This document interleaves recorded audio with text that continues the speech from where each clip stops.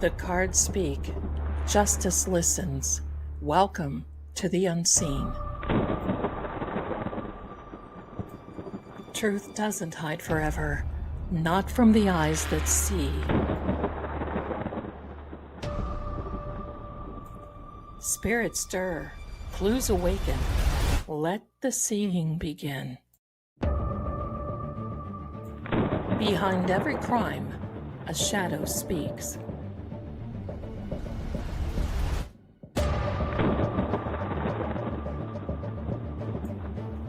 I'm Lady Zelda. Welcome to Seeing Crime.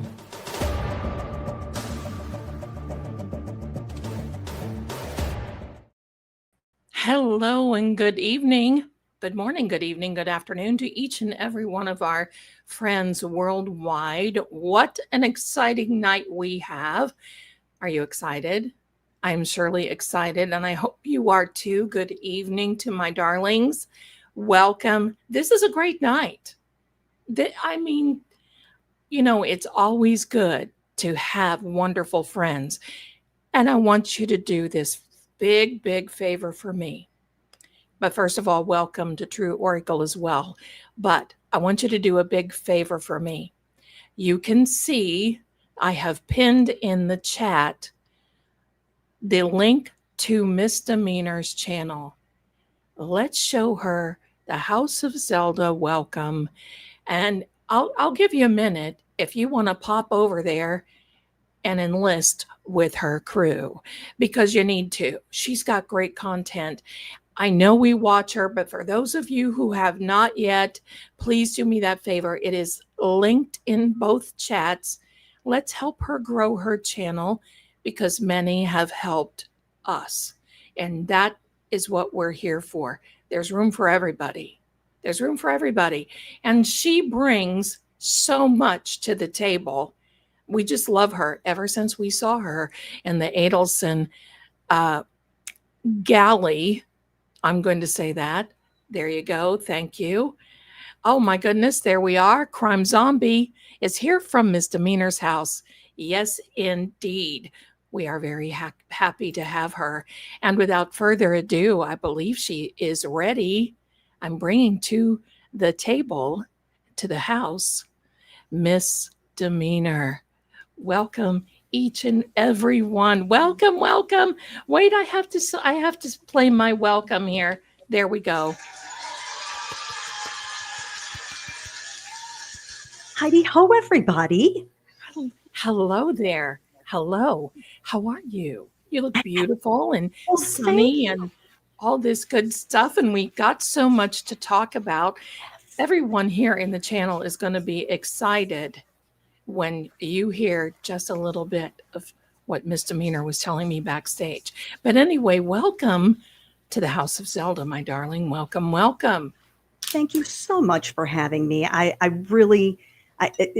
Thank you doesn't seem enough. Everyone has been so supportive and so welcoming. And I keep pinching myself, the day is going to happen that it's all going to blow up or something. But it's been overwhelming, and it has restored my faith in humanity and kindness, really. Well, that's so good to hear, because listen, it seems easy from the outside looking in. But for me, running StreamYard is like sitting in the cockpit of an airplane sometimes. There's just so much that you've got going and doing and all of these things. And I just love it when there is someone, because everyone has a different personality. And certainly I can say that I'm not everyone's cup of tea. And sometimes it's a struggle. I am definitely not everyone's cup of tea. Oh, no. But you're ours, and that's why you're here. So we love it. We love it. I appreciate it. Well, so tell us, because you are big into the Donald Adelson, and I'm hearing we may as well just get right into it, and then we may go into a little story time. But I'm seeing a lot of rumbles about a situation with Donna in the medical. And have you seen that? Where she was talking too much, and there was a report made on her about she was talking about the judge and talking about her case and talking about prosecution. Oh, yeah, girl. I mean, Oh, it doesn't surprise me. no, no. I read the motion for appeal, I think is what it was. I did read that and saw some of the outrageous claims, especially related to what was happening in the courtroom, how the gallery was responding. And now I was not there every single day. However, I was there 2 of the, I feel like, pretty critical days. And I did not at any, I mean, I was worried about myself because my face has subtitles and they don't turn off all the time. Did I lose? Yeah. Sounds like you unplugged or something, my darling. Still nothing. There you go. That's better. That's Okay. better. I don't know what I did. I won't touch anything here. That's though. It's okay. It's okay.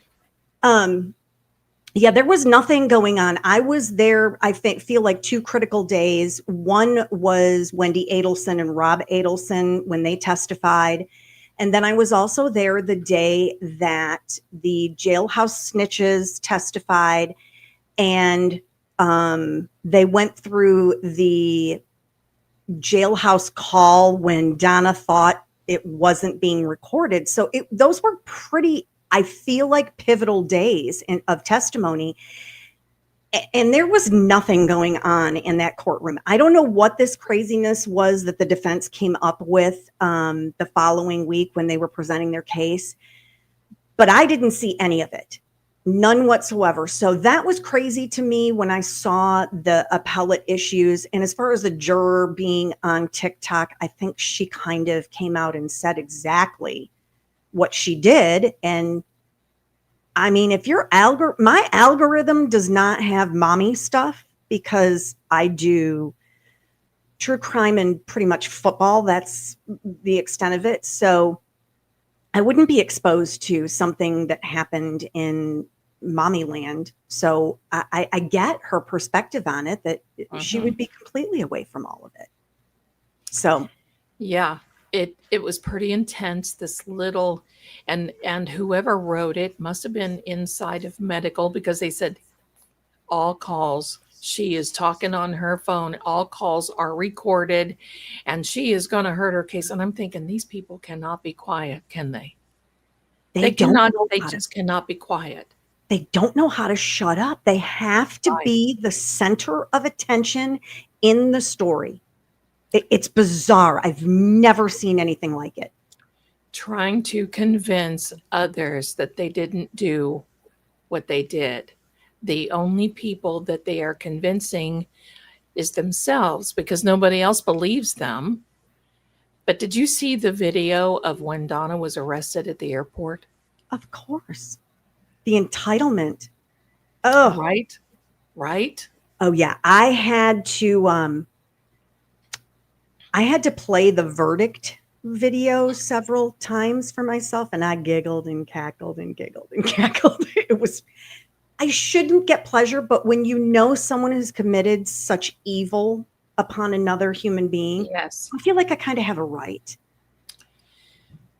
Well, you do. And the 2 that I think that are affected the most are the 2 sons, and the fact that they've been so brainwashed. They've been so upset up until now. This has just been a mess. Just been a total mess. And I just wish they would go and pick up Wendy and get it over with. I've heard some people say, "Oh no, Wendy's not going to get it." Oh my darlings, yes, she is. Well, yes. That crazy man on Twitter, Glenn Thomas, he will argue with every single solitary soul that she is innocent. He will go to his graves screaming it from the rooftops. And if you disagree with him, then you must be some radical political position. I'm like, honey, I'm just looking at evidence here. I don't know what kind of politics you're needing to talk about in this situation, but I think it's coming That's for right. Wendy. It's just a matter of when. Yeah, definitely. Definitely. Wendy. See what I did there? That's right. Well, the I'm sure this prosecutor Georgia is not going to she's not done yet. She's not No, done. Mm-mm. No. No. no, She's not she done. is. You do not want to mess with Ms. Kappelman. I'll just tell you, she is a beast. And what you see on TV is nothing like when you're there in the courtroom. She is large and in charge in all the Really. ways. Well, the impression I have to say about the defense counsel, I don't I mean, and with no judgment, but just observation, some of the worst organized, pardon the voice too, everyone, part of the worst organized. I mean, we came from Robert Alessi, watching him be Mr. Organized Tabs, and, hail to the Alessi, because I have binder envy from organizational envy with Mr. Alessi. And then seeing this, and I'm thinking, should we take up a GoFundMe for a suit for what's that all about? Anyway, so I'll you tell can you what tell. you didn't see on TV is her shoes. She wore these beat up, old, nasty looking cowboy boots. Yes. And also what you it feels different, and I know I've spoken of this in the past, but it feels different when you're in the courtroom there compared to watching it on a live stream or watching it on TV.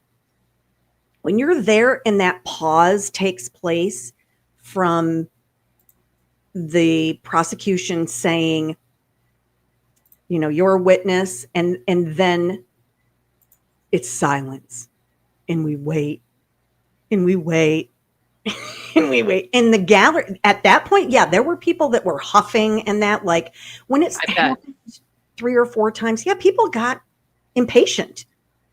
Rightfully so. You're going to have to cross-examine this witness. What are you doing? Like, Right. get up there, do your business. Wow. She was neither one of them I didn't feel like either one of them was ever prepared. And I think because Yeah. of that is exactly why Judge Everett treated Donna the way he did at the end of the trial when she was trying to decide whether she was going to testify or not. He became impatient with her. And the reason is because everything got dragged out because they were always unprepared. Amazing. So he was done by that Amazing. time. Just that, I'll tell you what, having a judge like Mr. or Judge Everett, what a breath of fresh air from Canoni Bologna in Massachusetts. Oh, that was horrible. I have never read so much on a case in my life. But when did you come? Did you come with Karen Reed right from the beginning? Where did you come in? So this is the great story about that. So I made a point to know absolutely positively nothing about the Karen Reed case until Karen Reed season 1. Karen Reed season 1, I literally sat down to watch this trial as a juror. I didn't know about the wranglings beforehand. And I kind of feel like I've always been a little more leaning toward the prosecution. And so I was like, all right, what'd this chick do? I want to find out what she did. And I think I was maybe 3 days in, and we were still talking about high tops, and we were still talking about White Claws and who drank what and how much snow there was. And I was like, for the love of all things holy, there must be something more to this case. Right. And then we got to red Solo cups and Stop and Shop bags. And then I was done. I was like, I sound like Alessi right there. What is I'll allow it. I'll allow it. There you go. There you go. Mr. Yannetti, you need to calm down, honey. I love it. Mr. Jackson, move on. Move on, Mr. Jackson. Next question. Move on, Mr. Jackson. Ask it differently. Ask it. Oh, is that funny, Miss Reed? Is that funny? Is that funny, Miss Reed?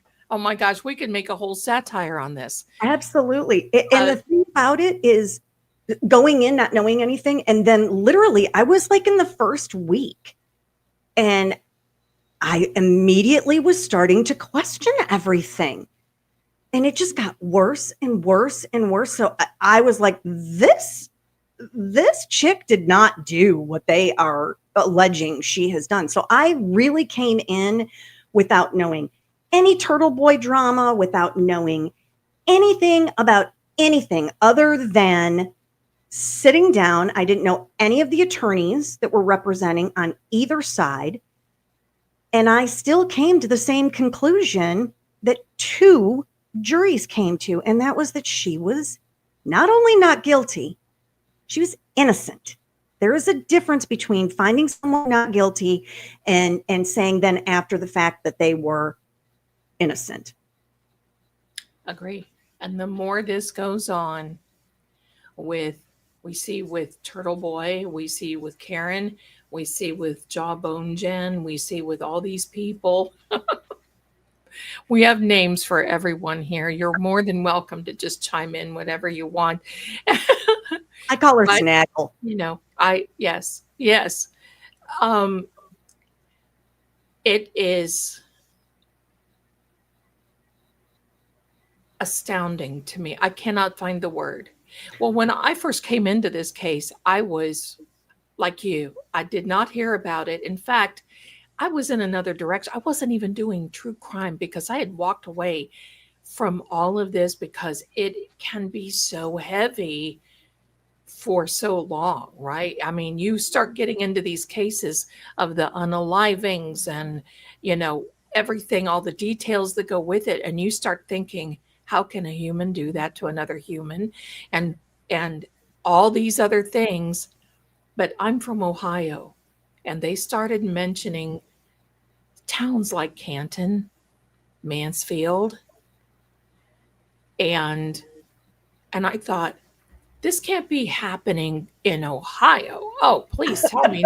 I will go up there. This can't be happening. And I didn't come in until season 1, the first trial, right before it. I caught the testimony of Jawbone and Higgy and Brian. I did not come in during the solo cups, and I was astounded. And the first thing I thought about Judge Canoni is that, hello everyone. We're coming in. We're coming in. I'll be here at 10. We'll take a lunch at 11:30. I'll get tired. We'll have a break. I'll go to Chambers, and then we're out of here at 3:30. And Not I'm with thinking, Judge Everett, man. Mm-mm. no, get it done. Get it done. Like, yeah, we can stay another half hour. Yeah, is everybody okay with that? Okay. Yeah. Amazing. It's And amazing. I never ever thought that I would hear myself say the words that someone could be worse than Judge Bev until Kelsey. yes. And that judge is like, hey, Bev, hold my White Claw. I got something to do over here. That case is, I'm not saying that she is, this is a lot like Brian Walsh for me. Brian Walsh and Miles King. They have screwed things up so badly in the state of Massachusetts, and they have bastardized their system so horribly that when someone is actually guilty, I don't know that they're going to be able to prove it. That is terrifying. It is terrifying because we went through the same thing with Richard Allen, with with Abby and Libby. And I did not, I'm very particular about certain cases that Yeah, I don't follow. I did not follow Idaho 4. I did not right. follow the Delphi case. I have issues when it comes to very, very young people. My soul can't handle that. Mostly because if the individual that I think perpetrated this awful act is found not guilty, my soul has a hard time swallowing that. So there are certain cases that I kind of stay away from. I'm with you. And that was one of them. And I've heard the outrage. I haven't had the time to dig into seeing. I really want to watch the trial, but you know that time thing. Right. Right. What time? What's time? Right. Exactly. It's. I'll tell you what. It's so funny. Everybody after Karen's last trial was over, it felt like this huge letdown in some way. I mean, we don't want Karen to be going through these things, but it was such an excitement of tuning in every day and seeing who was going to do what, where, and why, and what Hank was going to do, and what this was going to do, and all these other things. And then when it was over, everybody was like, "What now?" And I said, "Well, I'm probably going to clean my bathroom because it's probably looking like a crime scene, because who has time to do what we need to do?" And I mean, talk about a chunk, to the point where my son was like, "Mom, I don't know if your algorithm is spilling over into mine, but now I'm getting Karen Reed's things on my algorithm. What's up with that?"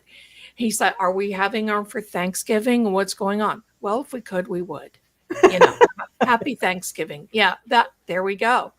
So, but the great thing about this is it brought all of us together. Absolutely. Think about this. Yes. And it brought sunlight to a lot of issues that need to be addressed in Massachusetts. And unfortunately, I mean, I pick on Massachusetts a lot. I call it Massachusetts because it seems like it's Yes. a mess there. And it's not the only place. I mean, I Oh, right. followed Alec Murdoch, so Oh, there that was was a something lot else. of corruption going on with that case. And everybody that was involved just kind of turned a blind eye and were like, hey, man, it's cool. We're getting what we need out of it. So it's all good.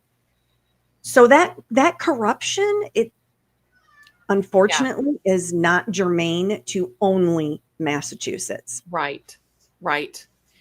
And that one was, it's funny, that case, it was like the weekend that Maggie and Paul were found on their Yes. property. The oh hey kitty kitty, This is Paranormal Petey, or hi. AKA Petey Pink Nose. He This won't is look at the why camera I though. be around cats because I'm very very allergic. Uh-oh. Oh, I'm sorry. Oh no, Okay. you're good. Let's hope that it doesn't come through, because I am allergic too. Just wait in a minute. I'll be, doing this. It drives everybody crazy. But anyway, oh yeah, Alex Murdoch was Well, that whole that family. weekend that the news hit, and I looked at my husband and I said, "There's a whole lot more to this story that we don't know. There is a whole lot more, honey." And that was it. I was hooked, and I happened to find Mandy Matney and her podcast, and I listened to that religiously on my drive into work every day. So I felt pretty comfortable when we were going into trial, that I knew kind of what I was excited about, finding out some of the things that I didn't know from that they had kept out of the public. But that was very far reaching, lots of tentacles to that case. I like ones like that. I like when there's a lot more meat on the bone. Yes. Some of the people that have followed me on my YouTube channel know last week we did a deep dive on Grant Solomon, which is a young man that was killed in Nashville by his truck rolling over him and killing him. I remember that. Yes. And there are a lot of questions about it. And so those kinds of cases, I tend to gravitate to more than any children related things. I agree. Madeline Soto. Yep. Someone asked me to read on Madeline, and I just can't do it. Nope. Used to do a lot of investigating. You probably remember this case from way back when.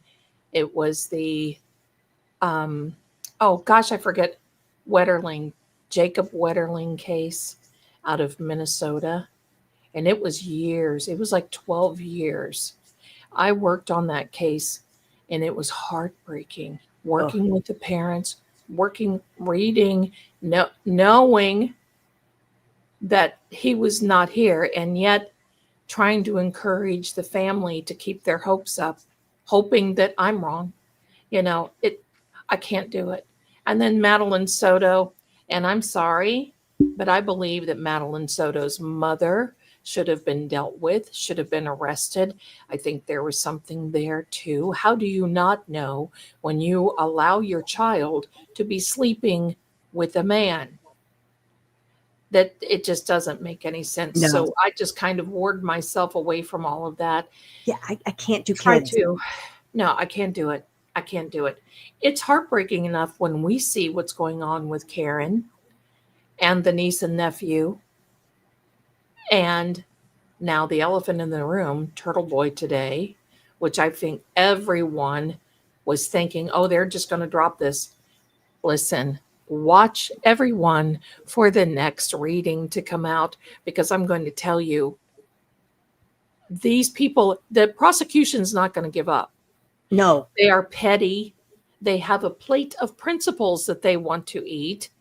And especially now that, in my opinion, that Lindsay Gattani threw everybody under the bus, they made it a collective decision. And we're not going to give this up. It's And funny because I had a live stream last night. I touched base on Lindsay Gattani, and the weekend video. I have concerns about her well-being, but I really felt last night that there was a possibility. What I said is, I think I didn't think that I would be saying this before, but I think we could have a dismissal tomorrow. And I said, which is shocking to hear myself say that, because I thought they would prosecute this thing to the end of the line, whatever it would take. And then today happened, and I was like, there it is. I should have stuck with my original opinion. And I think about a week ago, anyway, a few days ago, in one of my last lives, I said, don't anybody get excited, because Judge Doolin does not take this serious. I think he takes it serious only to a certain degree. Yes, he sees it, but there's so many moving parts. And without knowing who's done what, where, when, even though it's laid out for him, I can see him going, oh, geez, oh, God. It's just because, judges, attorneys have dealt with domestic divorces, disagreements, and a lot of that petty, this way. He does not read or understand. He knows, but he doesn't understand the far reach of this, as well as the Karen Reed case, how they both intertwine, interlap. No. Well, the thing that makes me most enraged is, I think about if I were in Aiden's position, and what infuriates me about it is that this is costing him a lot of money. And every time Yes, they go it to is. court and the judge says, yeah, we're just going to kick that can on down the road for another 3 months. Sir, this costs money for the individual. Stop it. Right. Right. I'm going to turn another light on here. Give me just one moment. No, you're fine. And it's so aggravating as well, because we see the taxpayer money too. How much is this calling this?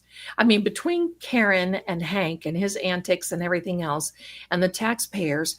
And look, I agree with her civil case, but this is also going to hurt the taxpayers because guess what? They're going to have to raise their taxes in order to cover this because Karen won't let go. And there's nobody coming to save these bad actors, the McAlberts, and give them fees for their attorneys. So what are they going to do? This is the whole strategy. It's the make or break strategy financially. Financially, yeah, that is probably the most enraging part for me. Is it's you shouldn't have to go bankrupt to defend yourself. And Right. Fortunately for Aiden, he does seem to have a good support system, online to be able to assist in raising funds for his defense. But the average person doesn't have that. So how many people get railroaded in this type of situation because they don't have the support? They don't have a large following to assist them in providing a defense. Karen was kind of in the same situation, and it's still nearly bankrupt her. She had to completely liquidate everything. And her attorneys were on retainer for nothing. That's right. It really, if I lived in Massachusetts, I think I might become a really, really loud resident. Really loud. Especially in the Canton area in Norfolk County, especially in those areas surrounding. I sit and think about this. This could be us. And if I were an attorney for any one of my people that had some type of a questionable, I would be outraged, I would be hitting it big time. But the one thing too that people are forgetting now is that there are the prosecutors that are not making a lot of money who are protesting. They're not, they don't want to work on these cases anymore because they're seeing how much money these cases are bringing and how much money these police officers. I want to make a point here. These police officers, some of them are making almost as much as the vice president of the United States. Oh, I know. Oh, I know. Why? There's big trouble in River City. Yeah, there is. Yeah, there is. And the fact that they hang on, they're making so much money. They do what they want to do. The biggest thing that Karen and Aiden has done is bring awareness. That's it. And believe me, at a price. But I'm all for it. I hope she bankrupts the state of Massachusetts. Pardon me. In that regard, not the people that live there that are innocent. I don't want any harm, but dang, if I were there right now, I would be like, hello. Yeah, I think it's the public defenders, Danielle, and not the prosecutors. You're correct. I said that incorrectly. It's the public defenders. They're not making any money. Thank you for letting me know that. Correct. They're not making any money. What is it, $30,000-$40,000 a year? And then we have honk Pinocchio Brennan, who comes down with a cool $500,000. Would it surprise you if he decided he wanted to step up and prosecute Aiden? I think that he doesn't. It wouldn't surprise me. No, I don't think he has a tremendous amount of personal scruples. I think that was evident in the trial we watched earlier this year. I was relatively disgusted with his behavior many, many times. Definitely. Lack of professionalism, disrespectful. That snarky little thing he would do where he looks like a rat, with his mouth. And then I was like, ugh, I just can't even look at you. Lally would put me to sleep, but I never ever thought Lally was malicious. I always had in the back of my mind that old Hanky Spanky was malicious in what he was doing. Yes, he was. Yes, he was. It had a whole different feel. Well, I'm sorry. Go ahead. At least Lally did better at trial than old Hanky Spanky because Lally got a mistrial. He got a hung jury. That's right. Oh, Hanky Spanky got an acquittal. Good job. That was He gets money. back. That's it. Well, I'm sure glad that you're here to corroborate our thoughts in this case. Did that not drive you? That drove me crazy. A contra coup. We're going to talk about a contra coup and corroborate. And what are we doing here? Elmer Fudd? You Well, he know, would never say Robert Alessi's name I know. correctly. I know. I feel like they go to the Massachusetts School of District Attorneys, and in that school, they tell everybody, don't say people's names correctly. I am not from Massachusetts, but I dadgum sure know it is Aiden Carney, Right. not Kearney. I don't even live there, and I know it's Carney. Much like I got on the bandwagon during the Murdoch trial, it's Alec Murdoch. Like, Mhm. I got it. Okay, that's how you say his name. That's how you do it. But my personal favorite is Colin Albert. I love how Cosgrove came up with Colin Albert. That's their own attorney. Hello. Does he not know Colin? I'm And I mean, so there's Kearney and Colin and Alisi. And I know that Hank did that on purpose. There is absolutely no way he did Yeah, not know Robert Alessi's name was Alessi. He did it right. intentionally, and it didn't play quite how I think he thought it was playing. That's right. Well, I have a little slide here that I want to show everyone because I think that you're going to love this. And this is here we are. Welcome to Hank's Ham Sandwich. We have not heard anything from him now. So he's probably off selling his Sammys, probably, and Arca gets a discount when they show up. So everyone, if you see Hank alongside the road selling ham Sammys, stop by and be a patron of that because he didn't make enough money out of the first trial. So there we are. So yeah. And I then they can't got with see- Kelly Deaver. Oh, that's another one. But that was AJ that said that. Hey, Kelly Deaver. But I'll be in all honesty, in Alan Jackson's defense, I would have said seeing her name the way it was spelled, I would have said Deaver. I would have Because too. to me, Dever would be like a double V in the middle of it. It Right. looked like it should be Deaver. So she made an absolute horse's patootie of herself on that witness stand. Well, I'm not mad about it. No, all the garage. In fact, I have a little thing there because this channel has laughed at me because I've done everything that I can to say garage like her. And here I finally garage have essentially is a garage essentially.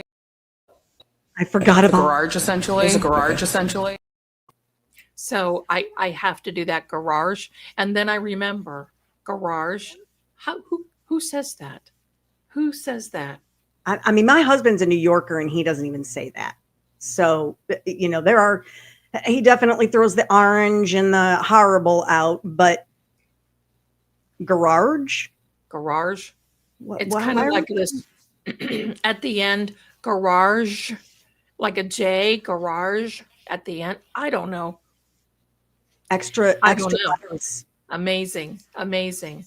Hanging out with her friend, as Sherry D says, Sarah Levinson, but now she's unemployed. So, do we think that Kelly Dever made some wrong decisions? I think things didn't go quite as she had intended them to go. No, I think she misunderstood the Brady list to be the bucket list, and she just decided she wanted to do it more and more. So there we are. There we are. So that is so hilarious. Now, I have to ask you, you mentioned your husband a couple of times. How's he getting along with all this newfound love that you have for this and how everybody has loved you and all of these things? How's he thinking about this?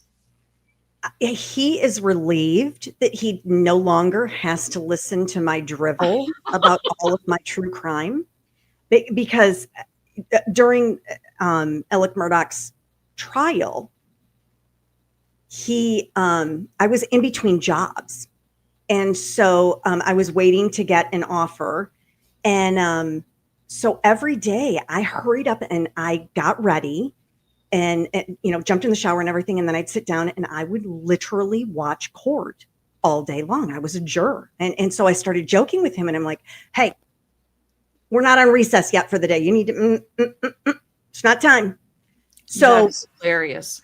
So he has been used to me being involved and watching a lot of the stuff for a while. So he's thrilled that he doesn't have to hear me anymore, because I would say, well, so-and-so and so-and-so, and they know this and that caused this. And he's like, I have no idea what you're talking about, woman. You're like a stranger to me right now. I have no clue what any of this is. So yeah, he's been fine with it. He's very, very supportive. My son is very supportive. That's good. Yeah, so he's happy he's off the hook. I love it. When I first got into this, and of course it was Kelly, because I work for True Oracle's psychic line. That's my day job, right? And so I work for that. And so the lady that owns it, Mrs. Marie, I don't know if she's in here or not. Hello there. She's told me, she said, I've heard of this. You need to do a reading on this case. And so I did a reading on the Karen Reed case and said, this is not going to turn out. They're going to want lesser included. This is not going to turn out. Oh my gosh, I literally got crucified on that first one. Because all the trolls and anti-Karen Reed supporters go, oh my gosh. And I'm like, do I want to do this? And she said, there's a little button. It's called block. So I had a wonderful time. I would just keep blocking, thanking and block. Thank you for being here. Block, block, block, until I have this beautiful, wonderful community here. But it took a minute, and my son would come out of his room, because after that whole thing of the C word hitting and the university was closed and everything, we just decided, okay, eventually we're going to move to Tennessee again and we'll be okay.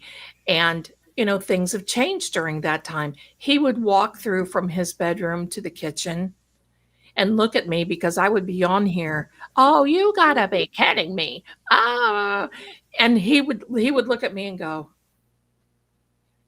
mom, I don't know you. And it was just hilarious, So, but now it's kind of like, who's on tonight? What are you doing tonight? What's going on? So he's embracing, and he's embraced it for a while. So I love it. I love it. Yeah, I had, yesterday was really the first day that I had, right at the very beginning, I had, crazy Mama Llama that came in, and Carpenter. And it's always interesting to me. I talked about this a little bit briefly last night in my live stream, but am I gone again? Yeah. It sounds like it's a little airplane, like it's getting ready to take off, and then boom, done. Really? So, yeah. Now, while she's fixing this, everyone, we're going to give her a minute. Please do us a favor, like and subscribe. And her channel link is pinned in both chats of True Oracle and here. Do her and myself, do us a favor, go over there and subscribe to her. Let's push this, help the algorithm push her out, because she's wonderful, as you know, and got great content. So let's help her get out there. And hello, Boston Bia, how are you, my darling? Thanks for coming in here. Thank you.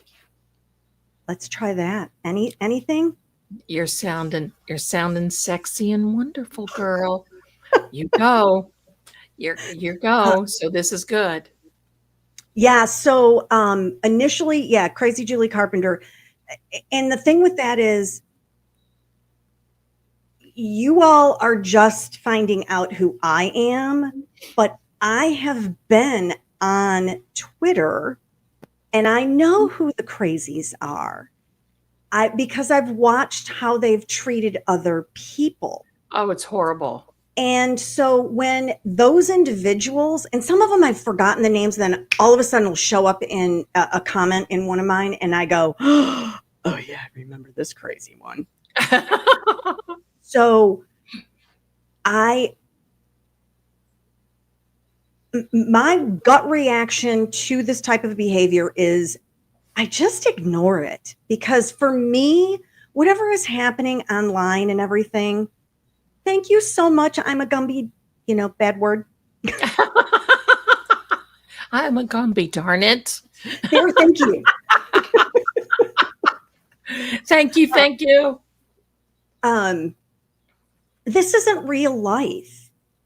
Like, right. What's happening online, these arguments between content creators, these arguments in Twitter land, it's not real, people. Like, stop thinking this is just the end all of the world. It's not. You're not going to change anybody's mind. Just go on with your life. Right. I won't even attempt to respond or anything. I mean, yesterday with crazy Andy Albert Dufresne, whatever it is. Oh, yeah. Yeah.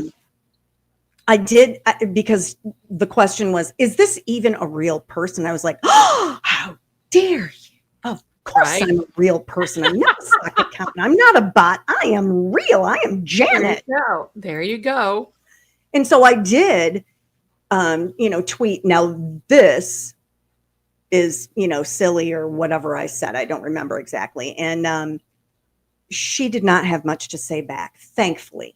And everybody else was very supportive. And I feel like I need a little bit of like a decoder ring or a manual that tells me. I reached out to Nurse Kim. I know she's busy and she's got a lot of followers and everything, but I did reach out to her like, hey, if you have a minute and can try to have some time to talk to me about what in the blue blazes is happening on social media. Like, who are the real crazies? What do I need to stay away from?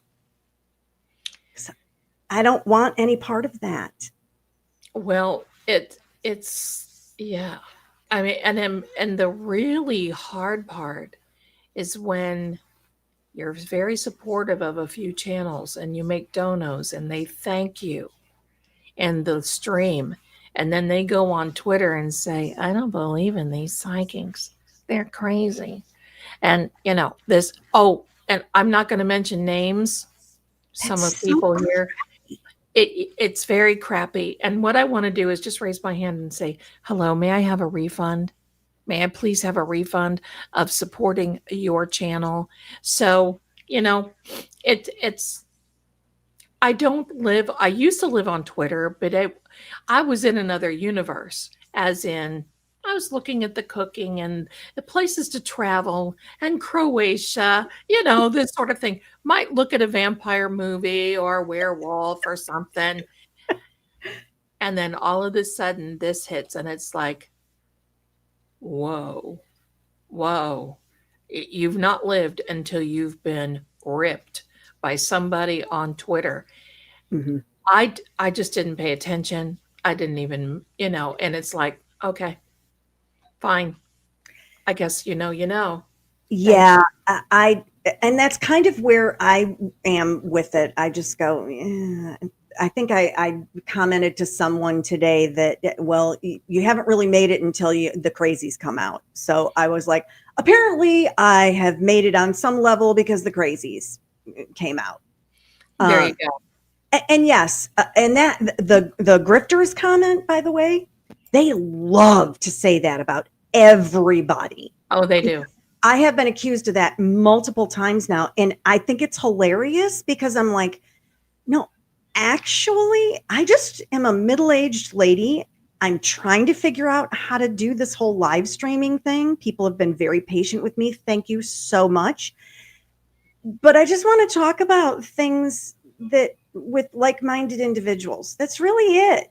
I mean, I'm not a lawyer. I feel like I'm relatively intelligent. I have a pretty good memory, so things stick with me a little better. I just want to chat with people about it. Like, Me hey, too. what do you think? And, oh my gosh, did you see this? Grifting and all of that, that's not the end game. This is an That's right. outlet to be able to enjoy a hobby, I guess, is the best Right. way to put it. Right. Well, that's why I always say in the chat, because I have my little, whichever side it's on, my little Venmo thing, I always say, oh, and don't forget your favorite grifter psychic. And everybody's like, don't say that. Well, you know what? I can laugh about it because I know the truth, right? Yes. And it does cost when you start getting into this and it costs to put on a good show. That's just the way it is. Yeah. And this has become now, I went from doing this part-time and like, oh, I'm going to do a video. Yeah. Now it's a full-time job and I'm doing the psychic line as well, video readings, all these other things. And for those of you, by the way, who have ordered, I'm almost caught up. I have 2 more to go. So I have been very ill the last couple of weeks. So I'm getting caught up. So thank you for your patience if you've ordered. But anyway, that's, it's just blossomed. But I go on the Twix. I call it Twix. I go on the Twix to see, to spread the news about what we're doing on live streams and so forth. And I'd want to go on there to see the news because Yes. and that's it. I don't go on there. I'm not verified because I'm not going to waste the money. I don't And be terrified either. I don't yeah, really have that much to say that I need to have a long thing. right. I get a lot of my news. Again, I follow football. I don't know if y'all heard that or not, but so That's good. I get a lot of my sports information, on on the Twix. Yeah. Well, see, that's the idea. That's the Yeah. idea. You go on because you know what? I think sometimes if you take this too seriously, you can really I've seen people, yeah, it affects you. You can see people just really having a hard time. Yes. We want to that's why we make it fun. That's why I do these different streams. I'm like a variety, show. 1 minute it's psychic, the next minute it's crime, the next minute it's paranormal, the next minute who the heck knows what we're doing, right? Who knows? I completely agree with what you said earlier about if you know who you are. I don't.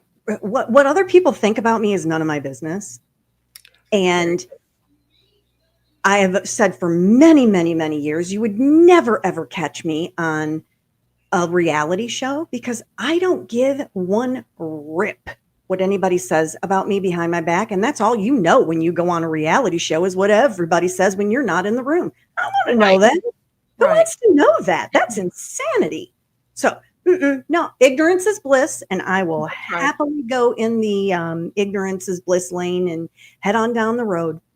I'll be there right there with you. That'll be great. Now, my dear friends out there listening, watching, when you're doing us a favor and giving us a little bump, so give the channels a bump and subscribe because it's really important. Before we came on and we were in the green room, Miss Demeanor was telling me that she's a big fan of the paranormal. Oh, heck yeah. Is this not wonderful to hear? Oh my heck, this is wonderful. So now can you tell us a story of the house from your husband, or can you share some things? Wonderful, because we're here for it. Yes. So my husband is from New York City. And they lived in, an area, they lived all over the world, actually. But when they lived in the States, they always lived in New York. And they had this very nice home. And crazy things would happen. And when I say crazy things, they woke up one morning. I'm old, so you youngins in the chat, I'm sorry.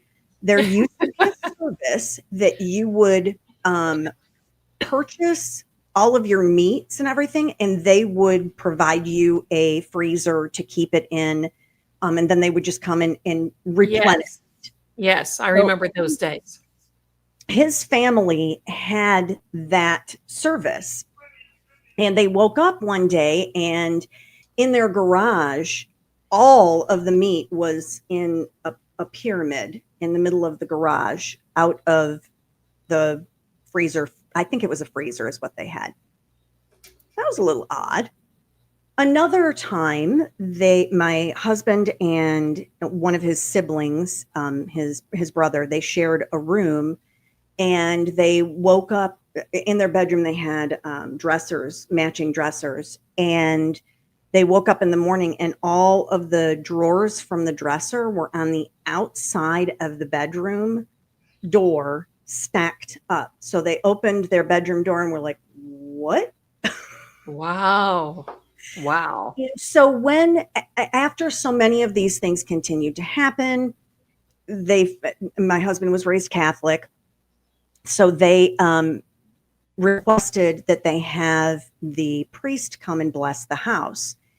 And when he pulled up there, he said, "Oh, yes, I've been to this home many, many times." Oh. And I don't know the entire story. My understanding is it was some sort of sacred Indian, like Native American Indian grounds that they were on. And that's where this activity was coming from, I don't know that if it was, I think some of it definitely was just residual, the record player playing over and over again. But I also think that there was possibly some sort of intelligent Entity. Yeah. Sounds like, wow. May have been multiple. So, and he and his siblings, they can tell more and more and more stories. So yeah, very, very much a believer in this house. So you don't have stuff like that happen and not believe. Well, that's right. So how about yourself? Have you had any encounters? Have you had anything that you can share with us? I love it. So early on in my marriage, my husband and I rented this little house. It was like a little cottage. And it was built way back, I want to say in like the 30s. Cute little cottage. And one evening we were getting ready for bed, and my husband said, "This is going to sound like a really weird question, Janet, but do you ever see anything when we're, in bed?" And I kind of stopped and I looked at him and I said, "You mean in the doorway?" And he goes, "Yeah. What do you see in the doorway?" And I said, and both of us at the same time, I said, "The tall man that wears the hat." He goes, "Yeah. I see." "So you see him too?" I said, "Absolutely." And it's Wow. so funny. I don't know if it's someone in my husband's family or if it was someone in my family. I had a relative that was very, very, very tall. And he always did wear like a fedora type hat.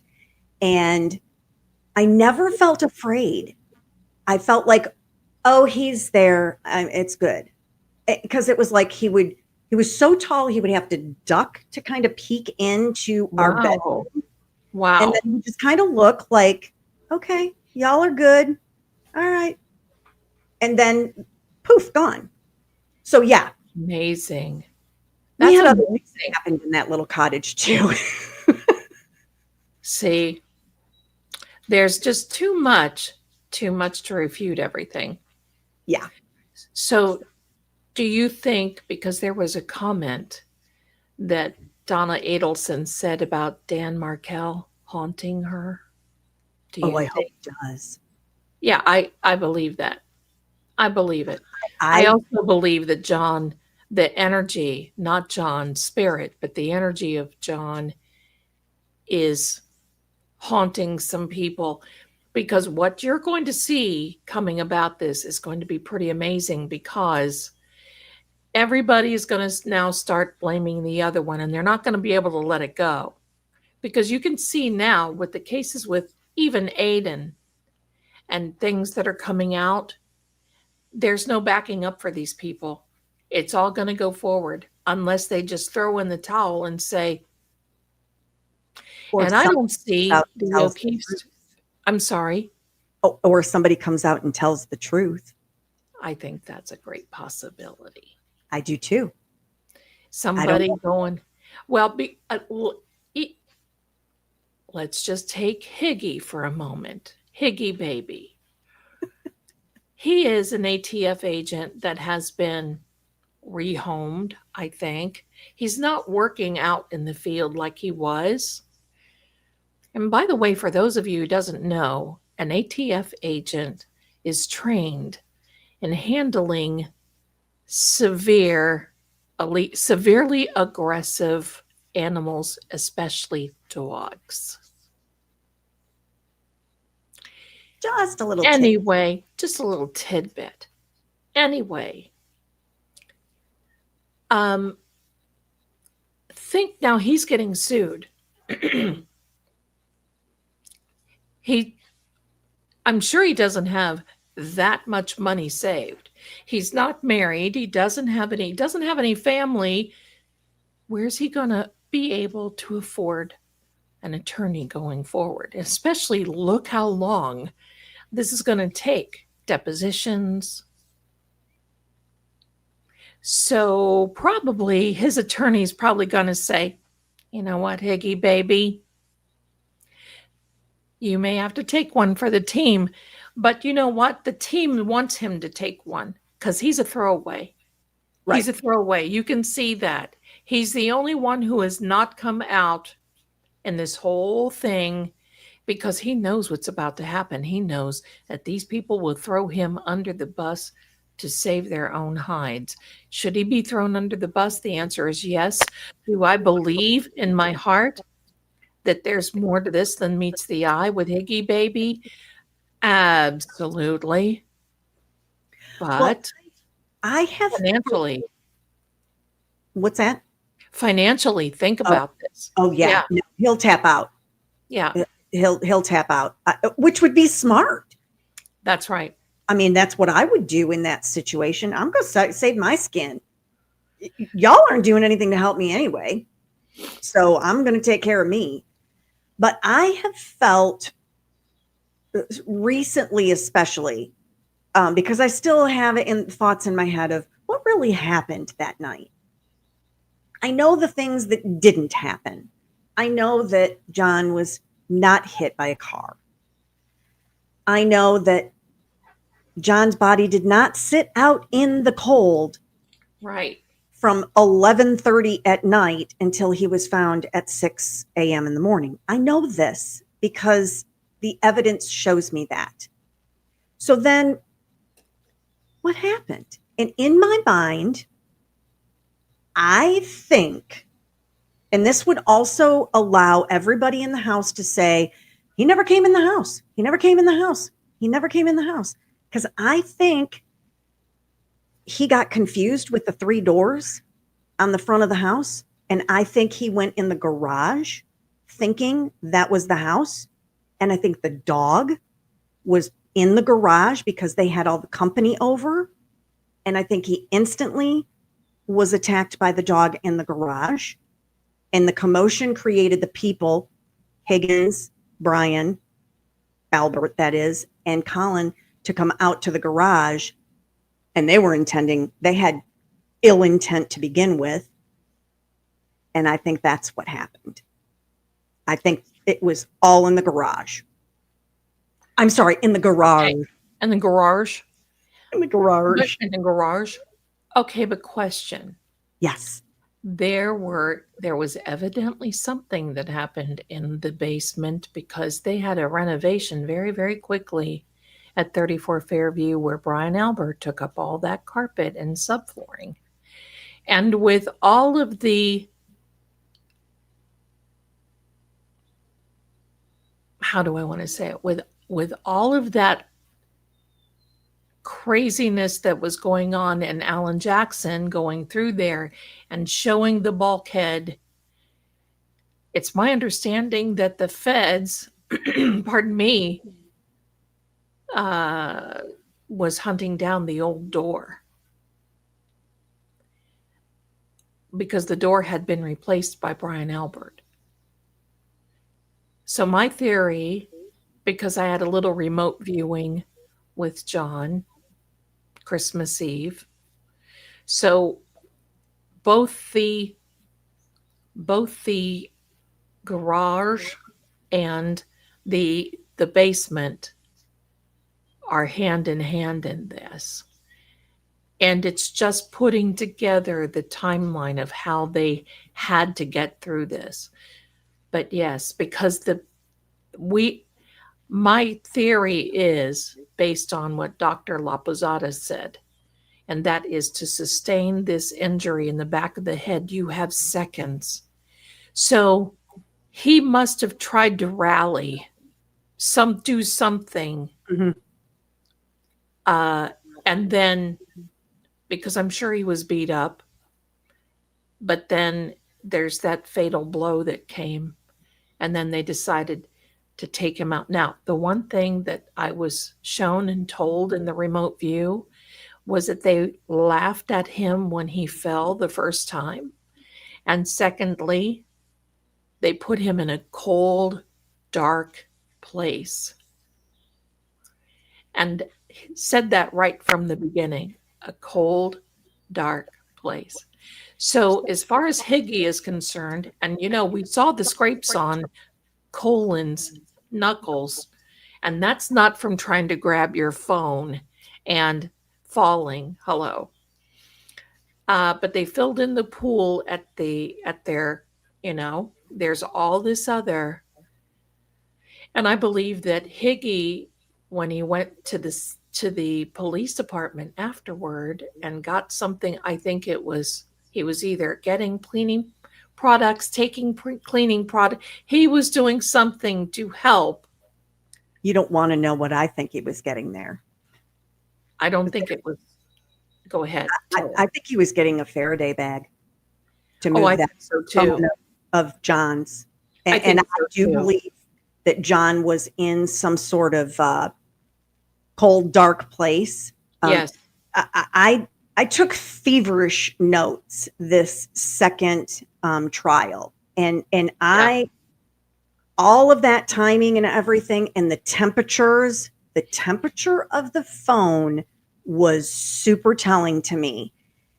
And I feel like the answer to the equation is in the temperature of the cell phone, because it dropped quickly. And then all of a sudden there were several hours that it kind of maintained. And then all of a sudden it starts dropping in temperature again. See, I think he was knocked out. I think they beat him up. He was knocked out. But here's You think the dog attacked him? Right. But here's the cold and chilling part about that. Sorry, got the bang thing going.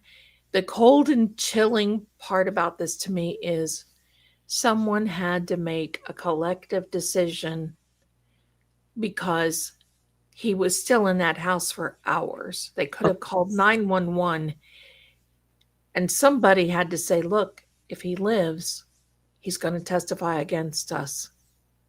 John is just that way. There's no fear. He would testify. Someone had to make that decision and suggest it. Who was it?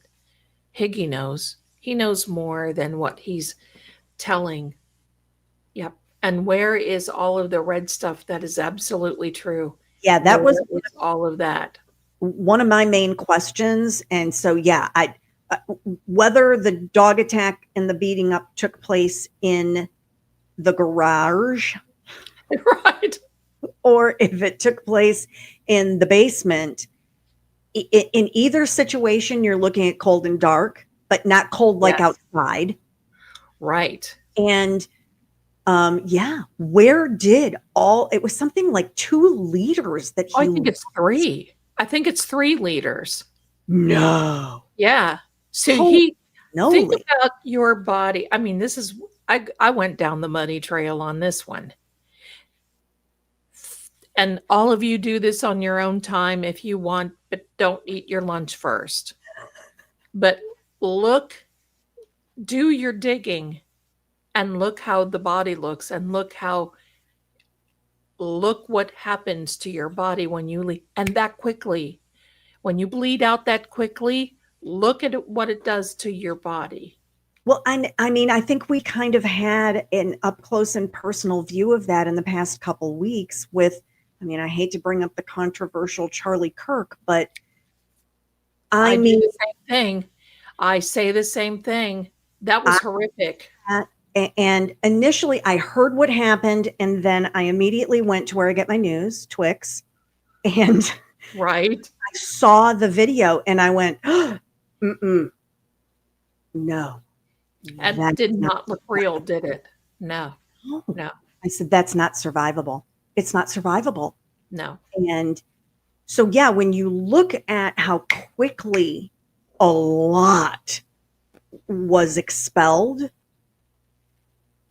yeah, it makes you have a lot more questions about the loss that John O'Keefe suffered. And where Well, did it go? exactly, because It wasn't in the he was grass. It wasn't. he was not covered in that his clothing should have been sopping. That's why I think during the time they washed his clothes. Oh, do you? Yes. And when he was in the hospital, he showed me the remote of the hospital. He was laying on the gurney. He did not have clothes on. And no, for those of you out there, it doesn't look that way when you're looking. You just know that it looks like a Ken doll. There's no, nothing. But there, he had his Adidas socks on. Well, He's the a size Nike's is different. guy, and the socks were on upside down. I could see that they had heels on top of his feet. He should have been. I mean, look at Charlie Kirk. It was when they were taking him out to the SUV, it was all over. Now, the So, other thing about the difference between, well, similarities, but then different, Charlie and then John O'Keefe, was that Charlie's was immediate. He, in my opinion, was gone before he hit the floor, before he hit the ground. oh, It's absolutely. not survivable.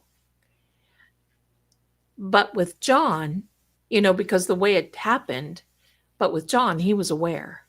He Mhm. was aware until Karen saw him when he was laying in the front lawn. He may not have been consciously aware, but he was aware of how things were going down. And that's why I'm thinking, because he showed me when he first came in, they went to the basement. He was pushed on the steps. They had their way with him. The dog attacked him. And that's where everything happened down there. And then he said they put him in a cold, dark place, a cold, dark room. And I think that's why all of a sudden Jawbone was doing her best to get everybody out there and clear the decks, clear everybody. Why all of a sudden Nicole decided she wanted to clean and do all this stuff. Who cleans at midnight, 1 o'clock in the morning, unless you're a nut job, right? Well, we also And have those butt dials too. So, exactly. And then I feel that after they got him redressed, after cleaning up and that's why I believe they tore up the basement. They housed him there. And then he was probably still okay and rallying. And then the fatal blow got to him in the garage because they had seconds. It could not have happened at 12:23 is my estimation of when that happened, when he walked in. So it could not have happened, because where would he have been? And he would not have been still breathing there was a time lapse. So they kept him somewhat and then dealt the fatal blow toward the end and dragged him around the back of the house. That's what he showed me because the pocket was ripped. He had grass stains on his jeans. The stains that looked like someone had been dragged. That was also telling to me. Yeah, it's a little nuts to me that these individuals like old Jawbone think that Yeah. they're that smooth in getting this story out to everyone, because I don't think it's that smooth. No. Then their behavior on top of it. Oh my gosh, I've said this from the very beginning. If you are truly innocent, you don't behave in a guilty way. Right. Don't. Right. And they have behaved guilty from the beginning. Just like Donna trying to convince everyone that they are innocent. If you're innocent, you don't have to say anything. Heck no. You No. just are you're just there. Right. Right. Yeah. No, I absolutely believe it was a group effort in the cover up. And then once you have just a couple people doing this cover up, it doesn't take much to get a couple more people that fall in line with the story. Right. Some of them not even maybe knowing why, but just out of circumstance. There's a great example of this, and that is Carrie Roberts. She fell into line only because Jen befriended her and was so believable to her. So she repeated what Jen said at the grand jury instead of what the truth was. So she lied. And that's the beginning. And the same thing with Peg O'Keefe. Oh, that poor woman. I feel sad, but I can't figure that out. There's something there I can't figure out. If I were Peggy O'Keefe and two juries said that Karen was acquitted, and she sees all this evidence that's coming out. Well, that's funny that you bring that up, because I had Twixt in the past couple days. It must have been yesterday. Maggie.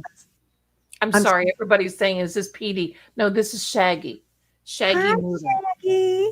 I've got Shaggy and Scooby, but this is Shaggy Noodle. Look at him. He's a big baby. Where was I going with that? I don't even remember. I'm sorry, Peg O'Keefe, you were saying the other day. Yeah. I Twixed yesterday, and what I said is something along the lines of, I could feel the hatred that Peg has and the prosecution has for Aiden.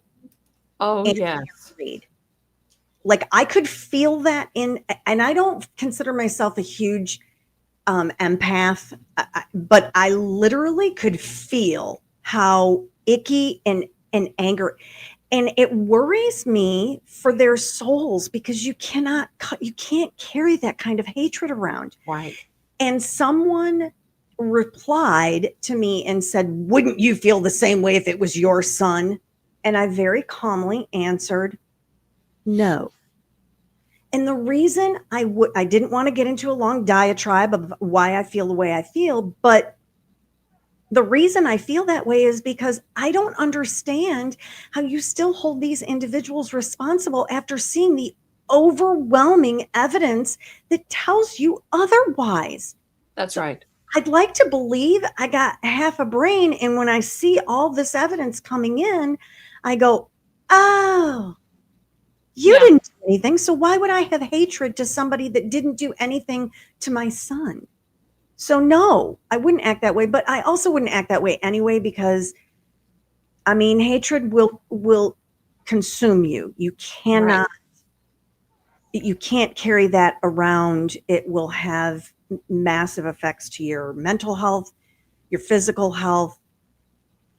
It should, no, just don't go there. It's hard. Find forgiveness in your heart. Forgiveness is I agree. find peace. I agree. And I don't think these people are going to find this peace for a while, because the more they dig, the deeper that this gets. And the thing of it is, do we blame Karen? Heck no. No, no, no, no. I'm just saying, Canton, get your checkbook out. These people get there. And that's the whole idea, because at this point, they're not even putting a dollar amount on this countersuit yet. But it's not about the money. See, Karen's not about the money. She's about the truth coming out, and that's what she wants. And she's right. She's the biggest advocate for John and getting justice for John, because she knows these people, and she still knows things about them she's not going to share right now. Well, and I'll tell you, I think it was Friday night, I did a live stream, and I went over the body cam footage, and I was like, I have some mad respect for Karen Reed. Absolutely. She kept it together, and she was soaking every single second in, and knowing what we know about her now with such a fantastic memory that she has, they had no clue who they were messing with. They picked the wrong chick. They thought they had a Jen McCabe. Whoops. You got yourself a Karen Reed. Sorry for you, dude. Well, when they that first body cam, when they went out and got her the first time, they were actually respectful to her. Yeah. Yeah. Why? You see, yeah. But they were respectful. But then the second time, no, you just stand there. We want you to be embarrassed. We know that this is, they did it to her on purpose, and I say nail them. Proctor, your days are numbered, pal. I hope you get your job back, because your whole check is going to go to Karen. Yeah. So yeah, I hope you get your job back so you can pay Karen. That's how that works, because they're not going to put you on the street anyway, pal. People are going to be so angry. He's not going to get his job back, but I'm just being smarty. No, I know. But no, that's it. That's it. Well, my darling, have we kept you? Can you stay long? What? Oh, I can stay. Okay, good. So what's up next with you? What's the next case? What's going on? Well, I have to back up, because your lady. Oh, yeah, please. And you asked me, I think we were backstage when you asked me, or maybe it was with everyone, whether I had ever been to a psychic. Yes. And yes, I went to this lovely woman. It was my gift for my 50th birthday from my husband. My husband's mother and father were both deceased prior to me meeting him. So I never, ever knew either one of his parents. The flag behind me, I know people usually comment on it. That is my father-in-law's. He was in the Army and did dog training, ironically. And so that was always a thing. I've always felt that there was some sort of kindred link that I had with my husband's mother. And so for my 50th birthday, I said, I want to have a psychic reading. I want to go to a medium. And she was fantastic. And of course, the very, very first person that comes forward is my husband's mother. And so it was fantastic. I enjoyed every single second. I was in tears because I wanted to know whether she was happy that I was a part of his life, and just the things that you want to ask someone that isn't here any longer. And she was very specific that ironically, I had just been given some very, very private information about a sibling of my husband's mother, so my mother-in-law. And my husband didn't even know about it. It was his sibling that told me about it literally the day before I went for my reading. And it was one of the first things that she came through and talked about. And I knew at that specific moment, I was like, oh my gosh, yes, this is her. This is her. There's nobody knew anything about any of that to know. And so the other thing I also said before I ever went, at the time, we had this hummingbird. I don't know if it was the same one, but we had hummingbirds that would literally hang out. Like, we have a hot tub and they would like hang out with us in the hot tub, or come to my back door and like look in the glass of the door like, hey, what are y'all doing in there? You know, like trying to hang out. And so I told all my friends, I'm like, if I go to this reading and this lady says anything about a hummingbird, y'all are going to know it's legit. So I'm having my reading, and we had moved on to another family member of mine. And she says to me, do you ever have a bird come around? And I'm like, what kind of bird? She goes, well, it's not really about what kind of bird it is. It's more what the bird does. And I'm like, yes. And she said, that's your grandmother. That's who this is that we had been talking about in my reading. And we thought that was my husband's mother. And, you know, he would always say, you know, hey, mom, you know, that kind of thing. And then once we found out, it's actually my grandma. So now I'm like, hey, grandma, every time that happens. So you got the whole family. I got to reconnect with a lot of my family in that reading. It was fantastic. I took feverish notes. I probably should have recorded it. I don't even know if she would have let me, but I should have in retrospect. But it was fantastic. So yes, I am a massive believer in all of that. You know, I'm not pompous enough to think that I have all the answers in life. And so I think there's a lot out there that we can't explain and we don't know the answers to. And it's fascinating to delve into it and, you know, try to get answers, try to find out.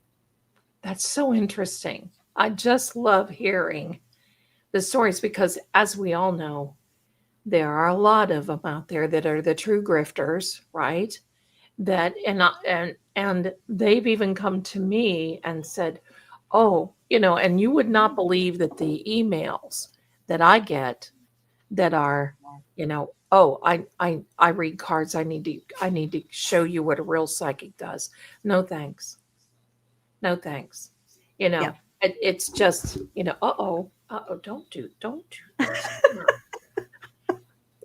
She's mad. She doesn't want anybody here. And it's like, smack. Okay, then. Are you mommy's guard baby? Okay, got my guard cat.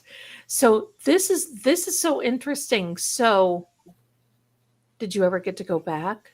I haven't. No, I've wanted to badly because my father has passed away just a year and a half ago. And I'm way better now, but last year at this time, that first year getting through, it's hard and very dysfunctional family. So that adds to all of that. I didn't really have the opportunity to have a lot of the closure when they sold our childhood home. My parents lived in the same home from the time I came home from the hospital until my dad passed away. And so and sadly, my mother is a hoarder. So everything that ever existed from my childhood, it was in that home still. And I didn't get the opportunity to kind of go through that process of kind of saying goodbye in a different way. So the I get it. closure was a little more difficult for me last year, being robbed of that experience. And so, but this year, yeah, and now I'm like, ooh, especially what I'm doing right now. My dad was kind of a really super cold dude, and very much ahead of his time. He would get the biggest kick out of the fact that I would just come in a room and turn my computer on and talk about something, and people would chat with me. He would think that is the funniest and coolest thing ever. And so I would love to, have a reading and know, he might be busy and doing his own thing and doesn't have time to be coming and talking to me. So, Aw. yes. Well, if you got a few minutes, would you like me to read your cards for you? Absolutely. You're not going to tell me anything bad, right? I went to a meeting and she told me she wouldn't tell me anything bad. Oh no! No. I'm not that type of reader. I'm serious. If there's something back, because to me, we live life. You're not getting a reading to hear the bad, because there's plenty that we're expecting or that we're experiencing anyway. You're getting a reading to enhance or for guidance and direction or finding out things. And there's a little something too that I want to add, and for all of the people in the channel, for those guests who come on, because last time Miss Nan was on, we were reading cards and we read cards on cases. But it would be very cool to have someone ask questions and me give the answers. So, but let's start out with reading for you. Let me get set up. So if you want to tell us another story. Well, you asked me something else and I backed us up. So I don't remember. I don't remember either. Well, let's see. I can tell you what a kick butt dad I had. Okay, let me see here. Where's me tarot cards? Oh, you asked me what case I would be following next. Oh, yes. Yeah. So go ahead and do that. Let me grab my tarot cards. Tell us. I'm right here. I'm listening. So next case, I don't have a singular case. If anyone follows me on TikTok or on Twitter, I always, every Sunday, I put a calendar together of upcoming court dates or important dates. So I can tell you some of the cases that I'm going to be paying close attention to. Barry Morphew has a hearing the beginning of November. Yeah, that one. I am dying for the Courtney Clenny case to go to trial. That's not until December. Mm-hmm. And I'll definitely be following along with the Brian Walsh trial. That'll be in October. And off the top of my head, I feel like those are the ones on the horizon. Corey Richins, definitely, because that chick's crazy. She is crazy. And so I'm definitely going to be following Corey Richins also. I never got into Corey Richins. I don't know why. I just never did. Look out, you're going to get smacked. Look, you're going to get smacked. Get out. All right. So let me put the link. I should have done this before, but you know what? I just blanked out. Okay, so here we are. Sam. Okay. Well, right now for me, I've got my hands full with the Karen Reed, the Turtle Boy, the Kelsey Fitzsimmons. Brian Walsh is another one. I'm very interested in the Miles King because I want to know what we're going to do with that one. I want to know. Yeah. Okay, so let me bring this. One thing about StreamYard I do not like, everyone, pardon me, is because the moment that you bring another, you're going to have to get down, sister. the moment that you bring another camera into the studio, it automatically puts it into it adds it to the stage. It's just like this. And so we're going to make sure that, there we go. Let me make sure. Because I have to make sure that y'all don't see my bare feet underneath the I'm table barefoot here. too. Well, hey, we have to be grounded. I mean, that's just all there is to it. Okay, let me move everything around. So think of some questions. Think of something that you want to know, and we'll get into it and go from there. So here we are. I'm going to take Hank's hand sandwich down here so we don't have him in the studio anymore. And we're going to add, there we are. There we are. So I need to think of a question, huh? So we're, I usually wear cowboy boots if anybody wants to know. I'm a stiletto girl. Just the way it is. So anyway, okay. And I read the regular playing cards. So you know what? Let's draw a card and see what comes up, and then we'll see. Can I ask what sign you are? I am a Scorpio. Oh, got that watery intuition thing happening. And Good. I'm trying to remember what my rising sign is. I think my rising sign is Sagittarius, but I'm not positive. Okay, there we go. We're going to just take out a card for a misdemeanor. I love this, the Page of Swords. This is a card whose nickname, and it's an air element, by the way, nickname is the Prince of Wind and Breeze. And you can see how breezy it is here. His little hair is, but he stands there looking like, okay, bring it. Okay. So this tells me if you have a question whether this is going to continue for you or not, and I mean channel and absolutely, because the sword going off the frame of the card means you are definitely not done yet. There's a lot more coming. So this is excellent for you, my darling. Let's pull out a couple of cards and see. Yeah, that was a question I was going to ask, since it is new to me. Yeah, I'm sorry. It's new. No, I get it. Because after my first, probably third or fourth video, because I didn't want to go live at all, I felt horrible about it. And after about the third or fourth one, I'm like, oh, this is horrible. I had 3 people. This is not my gig. All right, so here we are. Now we're going to lay out a couple more cards. Very good. All right. This is very good for you, my dear, because the Ace of Cups is not only a timing card, but it's very good emotionally. This is a very good and fulfilling time for you coming. It's a timing card. And I believe the month of October is going to be fantastic.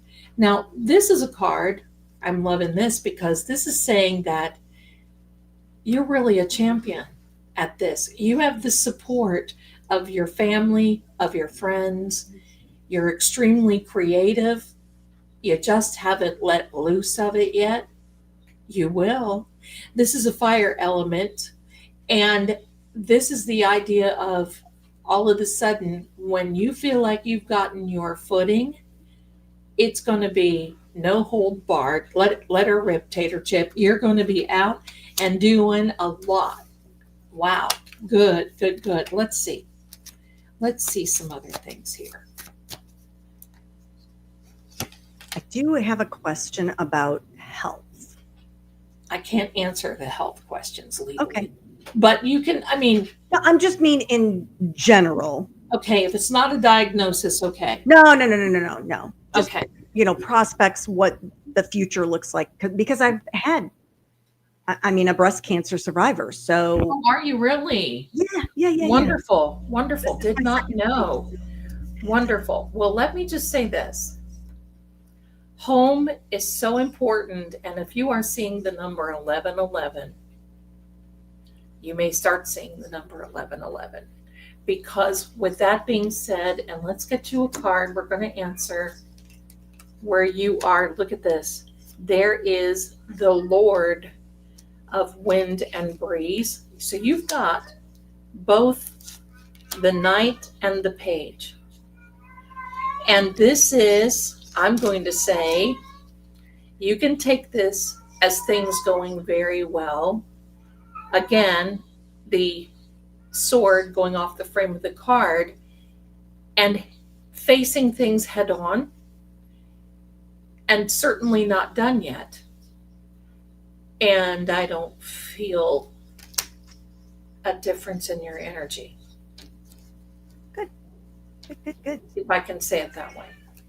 It's funny because I do see 1111 a lot already. Do you? Yeah, like the clock. I'll look 1111. And then I'll be, someplace else 1111. Now this, Oh gosh, that doesn't look good. oh no, it's fine. It's just a little devil, just a little devil, not everybody. I mean, look at the cases that we're involved with. This is that's true. weird.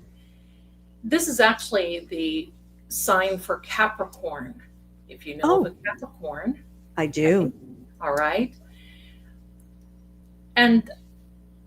But this is good. It tells us how committed you are to things, because this card, and we're just going to cover him up because, well, he's so and so. But you see that these people are chained to this box. And I'm going to say it's not in a bad way. This is your dedication. And through this, do what you love. The money will follow, because it's not going to be long until you can really start taking this in a much bigger way. And financially, let me get another card. I just heard something. Being organized, wanting to know where to put things, and especially money in advance. So if I get this in, what will I be doing with this? And where will I put it? And you are always of the mindset, I love this about you. You're always to the mindset of, don't tell me that money doesn't grow on trees, because it does. Very good. Now, that right there, the swords, again, are our thoughts. Sometimes you can be your own worst enemy. And thinking, well, maybe I shouldn't do this, or maybe if I did this, it doesn't matter anyway, or maybe I'm not everybody's cup of tea, and that's okay, but maybe that, it's those thoughts. But you see with this particular card of all of these swords, they're not surrounding you. And this is definitely that you can certainly walk away and walk out of that. Right. So that's about as bad as it's going to get, my darling. You don't have to worry. And there is the indication of you making a choice going forward. October is going to be an extremely busy month for you. Maybe some travel coming in October toward the end, maybe in November for you. But you making a decision and sticking to it, you may not think it's a good decision when you first make it, but you're going to make it, and it's going to work out for you. That is the good thing. I don't know if you know what I'm talking about, but this card is a benevolent hand coming out of the heavens saying, okay, my darling, here's this. Now, some people interpret this as, don't be so stubborn. Don't be this. No, you're not that. You want to make sure that you have all the facts before you accept making a decision on something coming for you. October 4th is going to be extremely important for you. I don't even know what day that is. It's a Sunday. Oh, is it? Okay. Yeah. So there Sunday, you are. October 4th. October 4th. October is going to be pretty important. I do have a lot going on in October, so. So now, question. Do you have any questions now? I mean, I'm big on harmony, so I'm hoping that my future has some peace and harmony in it. Oh, it's a Saturday, Sherry? My bad. I thought it was a Sunday. And so that's really important to me. My son has a lot of change in his life right now, and I'm hoping that that's all going to be smooth. And That's him. that is your son. Is he a Virgo, maybe? Or he or a Capricorn? What is September? The end of September. His birthday is Tuesday. So what is that? Is that Virgo? He's a Libra. Libra. That's right. He's a Libra. Okay. There was something that, okay, here we go with your son. There was something that has come upon him, perhaps maybe this past summer or the summer before. Don't know if you know that or not, but it has been almost depressing, very hurtful. Do I want to say a threat of isolation? Maybe. I don't know all of the specifics, but there was a situation, not this July, last July, but the July of 2024. And so, yes, I can. Okay. Yeah. Okay, got it.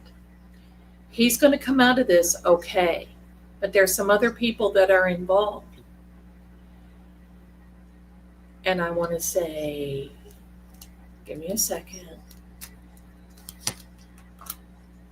Set him up. Or some hidden things. Hidden agenda. Hidden. Okay. That's what Mom thought at the time. Okay. Was that there was a key individual that was not being completely honest with him. That joker right there is telling us that, I hate to say it, but it's almost like a Lindsay Gattani type thing, playing both ends to the middle. Okay. That's exactly what I interpreted it. But you know, I'm Mom, so I try to stay out, but I can have my own opinions. Right. So. Okay. That's right. Your son's going to come out of this okay. He's going to be fine. But here's the little warning. There have been many emotional games that have been played. Okay, my darling. There's been many emotional games that have been played. And he will recover. But there's going to be even bigger changes come for him. Yeah. Like, it could be like drastic change, move, a new job, a new career, a new life, certainly not witness protection. We're not going to go that far. But home, family is extremely important to him. Let's see what else is going on. Oh, yeah. There is the third party interference that happened. And I'm going to say, not this third party, had a third party interfere with, can I say her? This person. Okay. There was a third party that was. Okay. It was two. Okay. Yeah, there Yes. was a third party interfering with her, so it trickled down over onto your son. Yeah. Okay, let's see what's going to happen to Miss Third Party. Okay, there is a gentleman. Maybe that's your husband. Let's see. No, it's probably a lawyer or someone. No, it's probably someone that is giving good advice. Advice. Probably some legal advice in it, but it's more of a partnership. I wonder if it is your husband. It's basically, I don't know. Let's see. Let's see. It could be me. That's you. That's me. Okay. That's you. So it is someone close. Pardon Sam. She's a walker. She's a tuaka. She's a tuaka. This is well, let's just go for it, Zelda. Let's just get going here. Does your son have a son? No, not yet. Not yet. Well, he doesn't have a son. He has pets. Uh-uh. No. Okay. When he does, he will have a son. Okay. He will have a son. But this situation with him has trickled down, but the person that started this, the original person, the original third party that will have so much problem, so many things that come upon her, that this will trickle down. Karma is a wild thing. This will trickle down. That's her. Is there money involved? No. Okay. Well, But it's cost your son some money, hasn't it? yes, and mom and dad. Okay. Okay. So in that regard, that's why I said no. And then I'm like, well, actually, yeah. This person seems like she was encumbered. Do I want to say she was either in a relationship, she was either married, she either had something that was going on, but there was a commitment. But now that is no longer, that has separated. She is separated from that thing. So, yes, your son, peeling back the layers, your son is going to be okay and come out of this. But time is going to be, yeah, there's the timing. By next spring, he's going to be okay. In my mind, my husband and I are like, about by the end of the year. Maybe around the end of the year. That's kind of our thing. And I know someone asked, does he have a girlfriend? Yes, he does. Yes. Yeah. And so it's been hard on everybody. Let me reshuffle here. So feel free to ask whatever you'd like.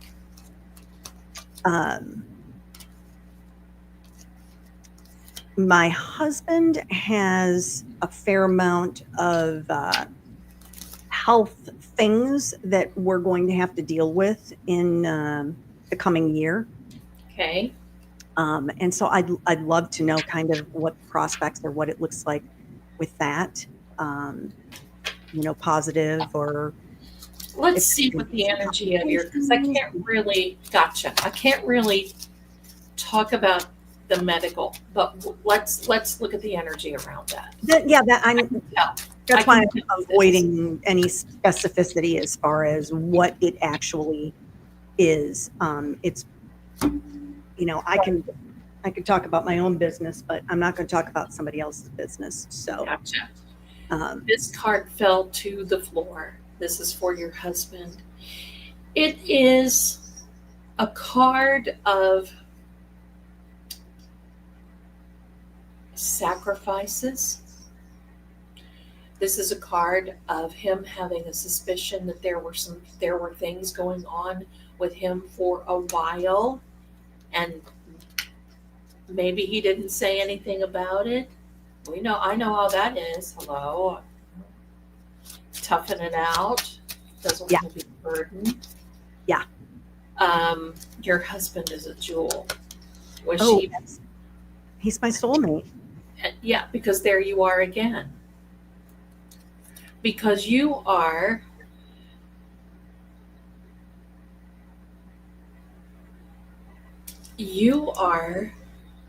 first and foremost on his mind over what's going on with himself. Yes, Yes. to a detriment. Yeah. Yeah. Yeah. There is your marriage. Happy. Okay, I just heard something. I have to ask you, and if you don't want to talk about it, you just say, we're not going to talk about it. Okay? Sure. There was a child, unborn, perhaps miscarried. Does that ring a bell? Anybody in the family doesn't I was have going to to say, be you. not me. No. Anybody else in the family? Yes, Okay. His family. yes. Okay. Got it. Got it.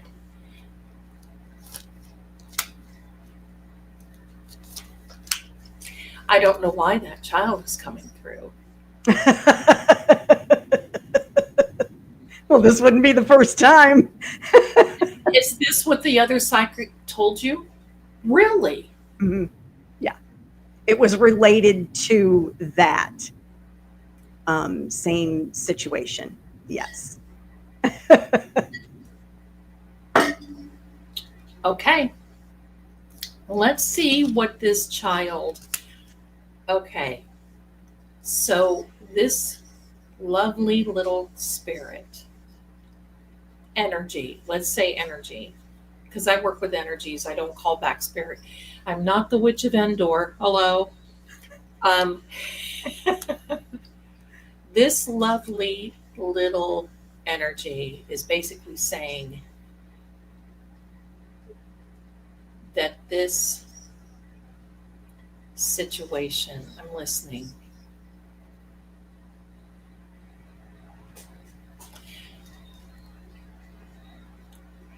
Okay, so this situation may have happened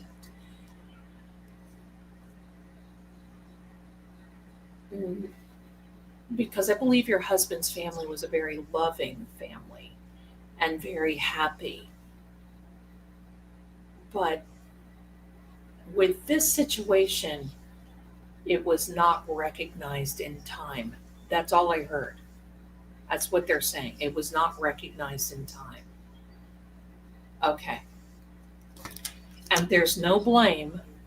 There's no blame. It looks like it was just by the time it was found out it was too late and a mistake and sacrifices were made. Sacrifices were definitely made. Okay. All right. All right. So that's what that's saying. That is your mother-in-law coming through. I'm hearing the name Madeline. It's a M name. Madeline. No, not Maria. Not. Think about it. Think about it. Oh, yeah. Do you know? Do you know who? Kinda. I mean, Maria would make sense. Okay. Okay. But that was a second name. Was it a second name? Okay. Yes, it was. Okay. Okay. Okay. Every time I hear Maria, I just want to do Maria. Oh, I know. Medical. Right? You know, you just have to think, oh, just a second here. Your mother-in-law. Now, was the next child in line either your husband or another son? From what? From your mother-in-law. My mother-in-law. The child that is coming through. Um, Was the next child in line, was that your husband or not? that's my understanding. Okay, okay. because she's telling me that's when was the winter. She's also saying the wintertime was extremely hard for her. Do you know why? Did that Um, happen? I don't know a lot of specifics. My husband was born in the wintertime, Okay. so I Okay. don't know if that. Okay. He's the only one of the siblings that was born in any sort of cold weather. She was in total fear of your son being born. Really? And I think that she was in total fear of the loss. So she invested her time and taking care of herself with your husband when she was in expecting your husband. But she's coming across and telling me, she says you'll understand this, that she knew her own worth. She knew what she was worth as a woman, as a wife, her role in family and friends. She knew her own self-worth. Does I that think make that sense? was I think that was misunderstood, and I feel like I'm the only one in the family that advocates that type of memory in reference to her, and Yes. my husband does too. And there's actual like anger with some of the family when I say that, because of course I never knew her, but I'm like, you all have told me stories about her, and I can tell you the way you envision her is not how I see her. I No. see her as like a badass. Yeah. Yeah. Definitely. Well, she had to be because she endured some things when she was growing up. Oh yes. She's saying that there's some isolation that she went through. Do you know what that means? Maybe Hmm. being alone? Okay.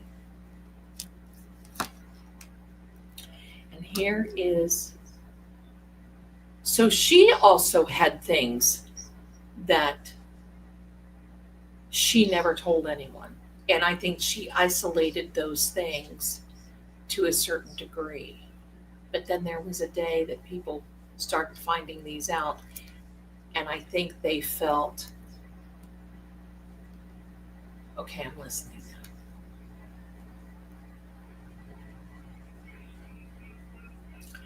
This is why people think that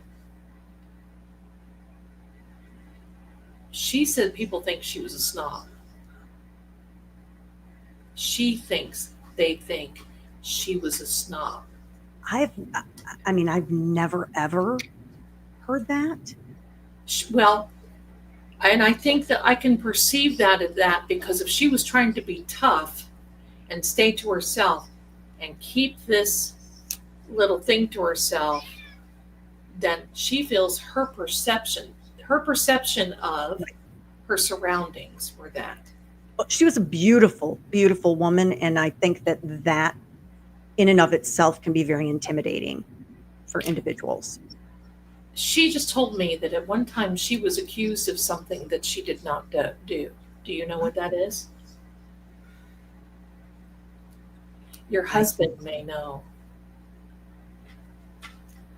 yeah. She says it was an accusation of something that she felt did, but it was an accusation of her family, it Mm. her own family when she was growing up.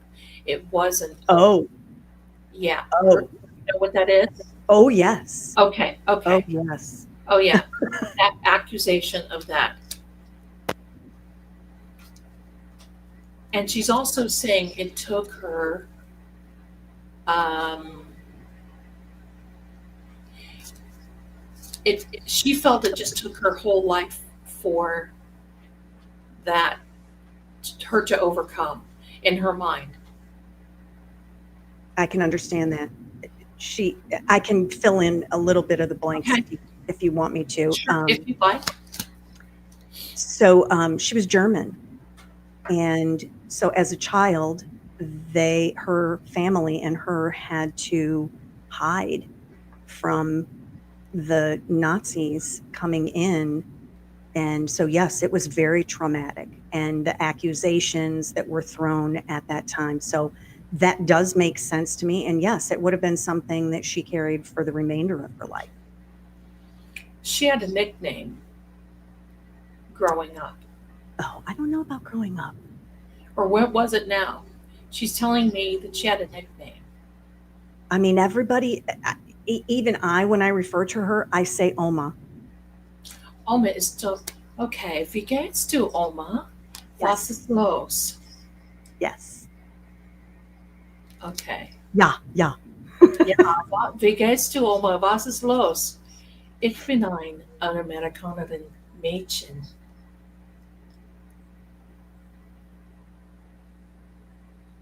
Okay. She just said a word to me that I have not heard in years. Abendbrot. Abendbrot. Was ist Abendbrot? Okay, Abendbrot. Abendbrot is a meal that we Germans have that is like the end of a day. It's kind of the Germans' answer to a plowman's lunch, where you fix cold cuts and you sit around the table. And she just said, Abendbrot. Abendbrot. Amazing. Oh my gosh, I love it. Okay, so that's her. Now, when do you know what her sign is? End of April. So what is the Taurus? end of April? Like the 24th, 26th, 28th. So I think she's a Taurus. Okay. I love her. Yeah, that's right, because beginning of May is Taurus, so yeah. Yeah, so okay. She says determination is always what got her through. I absolutely believe that. That's one of the things that I say about her to the family, that I'm not. My husband agrees with me, because I oftentimes say I don't know that I could have had the strength that she did. She made changes within the house that came from her childhood that made her feel happy and loved, and she wants you to know that. She feels a connection with you. I feel a connection with her. I mean, she's coming through very strongly. So I have to tell this little story if I can. Please. My husband and I had only been together, we weren't even married at the time, and I want to say maybe 4 months or something like that. And I was looking through some photographs, and he had a picture of his mother. It was Christmas time, and I told him, hold this picture right here. And I went in the closet and I grabbed an article of clothing, and I came out and I held it next to the picture. The sweater I had was the exact same sweater that his mother was wearing.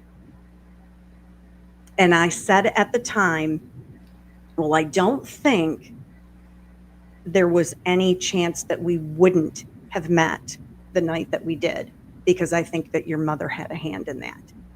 And so I do feel like she was, like, if you were to look in the dictionary for a homemaker, that was her. I am so not that. I don't even make my own meals. My husband does all of the cooking. So I don't have that connection at all. But I feel like I have a different kind of connection in, like, the strength and mental aspect of that kind of connection. I love it. Okay, let me see what else she has to say. Let me know now if time is getting away from you, if you need to go, okay? I'm still good. Okay. I just heard something that I want to draw a couple of, okay, there he is. That is your father-in-law. Okay. She says that he is the love of her life, but there was another one before him. Do you know that? I don't know. This will keep. I do believe that he was the love of her life, and I think that she was the love of his life also. Yes, yes. There was someone before him. Yes, yes. There was someone before him. It's kind of this funny story. She and he was kind of younger. He acted younger. He acted immature. Not her husband, Right. the guy before. And it was like she was dating him and her husband came along and it was over. Done. Cut I it. can believe that. It was over. No, there was no looking back.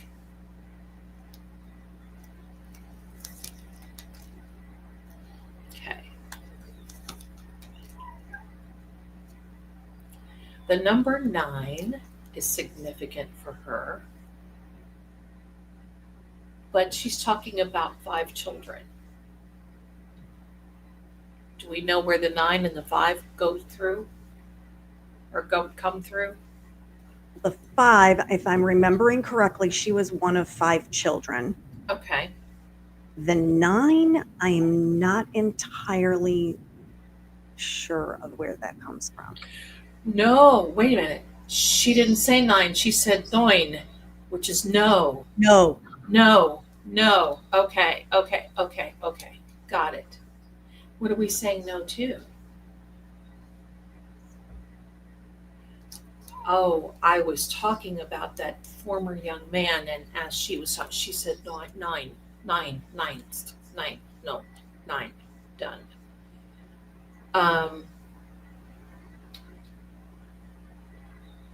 She was a devout lady. Oh, very much so. Yes, she had a divine that felt like when she walked in the room, 10,000 angels walked in with her. Well, that was what she collected. Really? Yeah, she There's collected the number angels. 5. Okay. Okay, so now she's talking about you. Uh-oh. No, uh-oh. She's talking about you expanding. Do you have thoughts of expanding? Maybe your channel, maybe other things? Okay. It's been a big growth year for me. So. Okay. Good. Good. She's calling this lifelong security, so you better listen to her, is what she's pretty much saying. This is a brand new beginning, and she said you are connected by a pregnancy. So I'm going to say the pregnancy that you're connected is your husband. Right. Okay. Okay.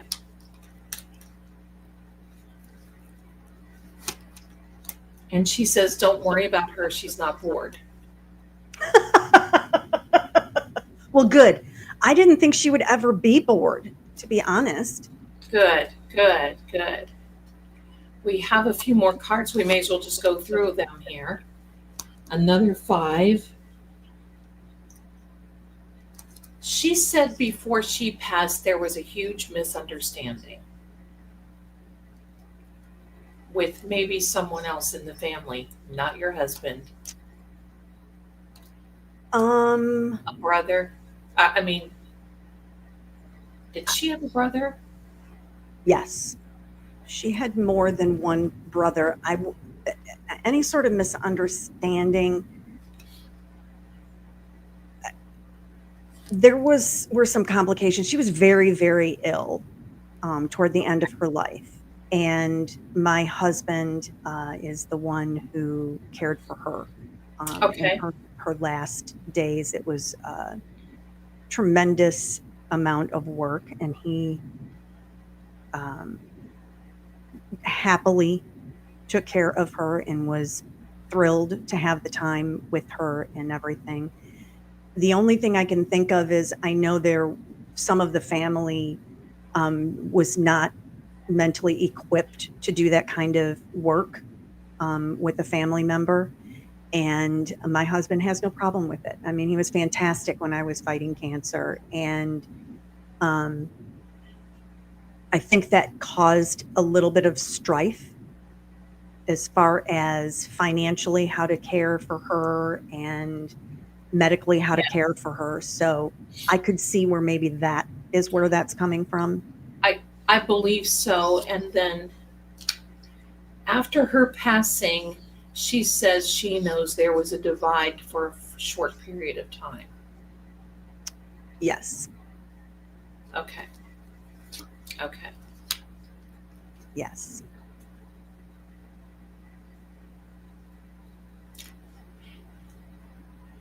She has this wonderful, or she had this wonderful idea of, okay, well, just wait and see. Don't worry about it. Just wait and see what happens. Don't worry about it. Don't doubt. Just wait and see. And that's what she's saying now. Don't worry. Just wait and see. Don't overthink things. Just wait and see. She was not concerned about her leaving this earth. No. She was ready. She was ready to meet her maker. Absolutely. Yeah, she was ready to go. And she knew that all of the reason being is she knew all the past, all the hurt, everything else would fall immediately away and she wouldn't have to deal with it anymore. Absolutely. Yes. Did she do a lot of paperwork? Was she, because it doesn't seem like she worked, but she Correct. took care of things, like maybe household monies. She kept track of things, organized. That's, I mean, I know based on the umpteen photo albums that I have of her recording everything. So yes. okay. And she was a crafty kind of person. So, Okay. Working with crocheting and things like that. Yes, absolutely. Okay. What is it about gambling? Gambling. She was totally against it, but she wanted to do it just once. That is hilarious. Totally against it, but wanted to do it just once and didn't get to. I don't think. She's saying no. But she says she knows she would have won. Totally against it. She has a child that every single time they go to a casino, that individual walks out with a fair amount of cash every single time. Okay. We joke in the family that they have a horseshoe up their butt. That might be what she's talking about, because she's saying she knows she would win. If she wins, she knows she would. It's funny. I tease my son because he has a little bit of that as well, the horseshoe up his butt thing, and I'm like, how do you do? Like, that would never happen for me. I'll tell you why your son does. Because if he walks into a casino, he doesn't do, well, I'm here. I only brought $500 and I know I'm going to lose it. He has that absolute, irrefutable idea that he will win no matter what. That's his attitude. He's got a winning attitude about it. Yeah. Love it. Love it. These are the last cards. Did she leave in the summertime? When did you say she passed? She passed in January. Okay. Winter. Okay. And maybe that's where the difficult time in the cold weather or something could that be you were talking about. It could be. She said only once in her life did she ever feel swindled by someone, and she used that word, swindled. But it's been long ago. Yeah, I don't know. Amazing. Amazing. This is it, my darling. This is the end of the deck. Well, looky there. We managed. She's blowing kisses and everything is fine. But she says expand. Well, She says expand. I have joked that doing this YouTube channel thing is my retirement plan, because I figure I can sit. Oh. So that's why she said lifelong security. Yes. Oh. Because I've joked that I'm going to do this until eventually one day I'll be able to make a living, and You can. I won't have to go to the 9 to 5. I'll do the fun thing and hang out with people that want to chat and talk about the crazy Everything and people that anything. exist in our society. That's right. You're going to get there. You'll get there. You'll be expanding. That's amazing. I love it. I love it. Yeah, me too. This has been fantastic. I can't thank you enough. And everybody. You're welcome. It is about time for us to go. We've been on here, what, 2.5 hours? Almost. All these people hung with us. Bless their hearts. I know they hang in there. They love it. They love it. Well, I am so thrilled that you are here and that you are a new friend to our channel and you have an open invitation to come back at any time. I just love it. So delightful. And just feel like I've known you for at least 2.5 hours. No. I mean, but even you feel that connection. And I got to tell you, when I saw you sitting in court for Donna Adelson, I said, I'm going to ask her to be on this channel. I'm going to ask her to be on this channel. Now, I love it. Now, I'm going to tell you, there have been plenty that I have asked and get a resounding no. But you know what? It's okay, because I do understand I'm not everybody's cup of tea. And, it's just the way it goes. Well, I have to say that will forever be grateful that you reached out to me and asked me to be on your channel. I can't speak for anyone else. I'm perfectly willing to speak with, pretty much anybody. I don't have to agree with other people. I think it's important. I've always been this way. It's not just like the tagline because of recent events. But I feel like it's super important that we keep dialogue open with individuals that have opposing views. I agree. And so I just can't, literally the words thank you seem so small and so little. No. I just feel like it's almost like I feel guilty that I enjoy doing this. Listen, I get that. It's like, how do I sit here, I read cards. Hello. Right? You sit and you think about it. I sit here, I read cards, I put up these funny things, talk about garage. I play these funny things. I tell spooky stories. I do all this other stuff. And it's like, how can this be so much fun? But it is work. It is work. But how can it be so much fun? And I am enjoying myself.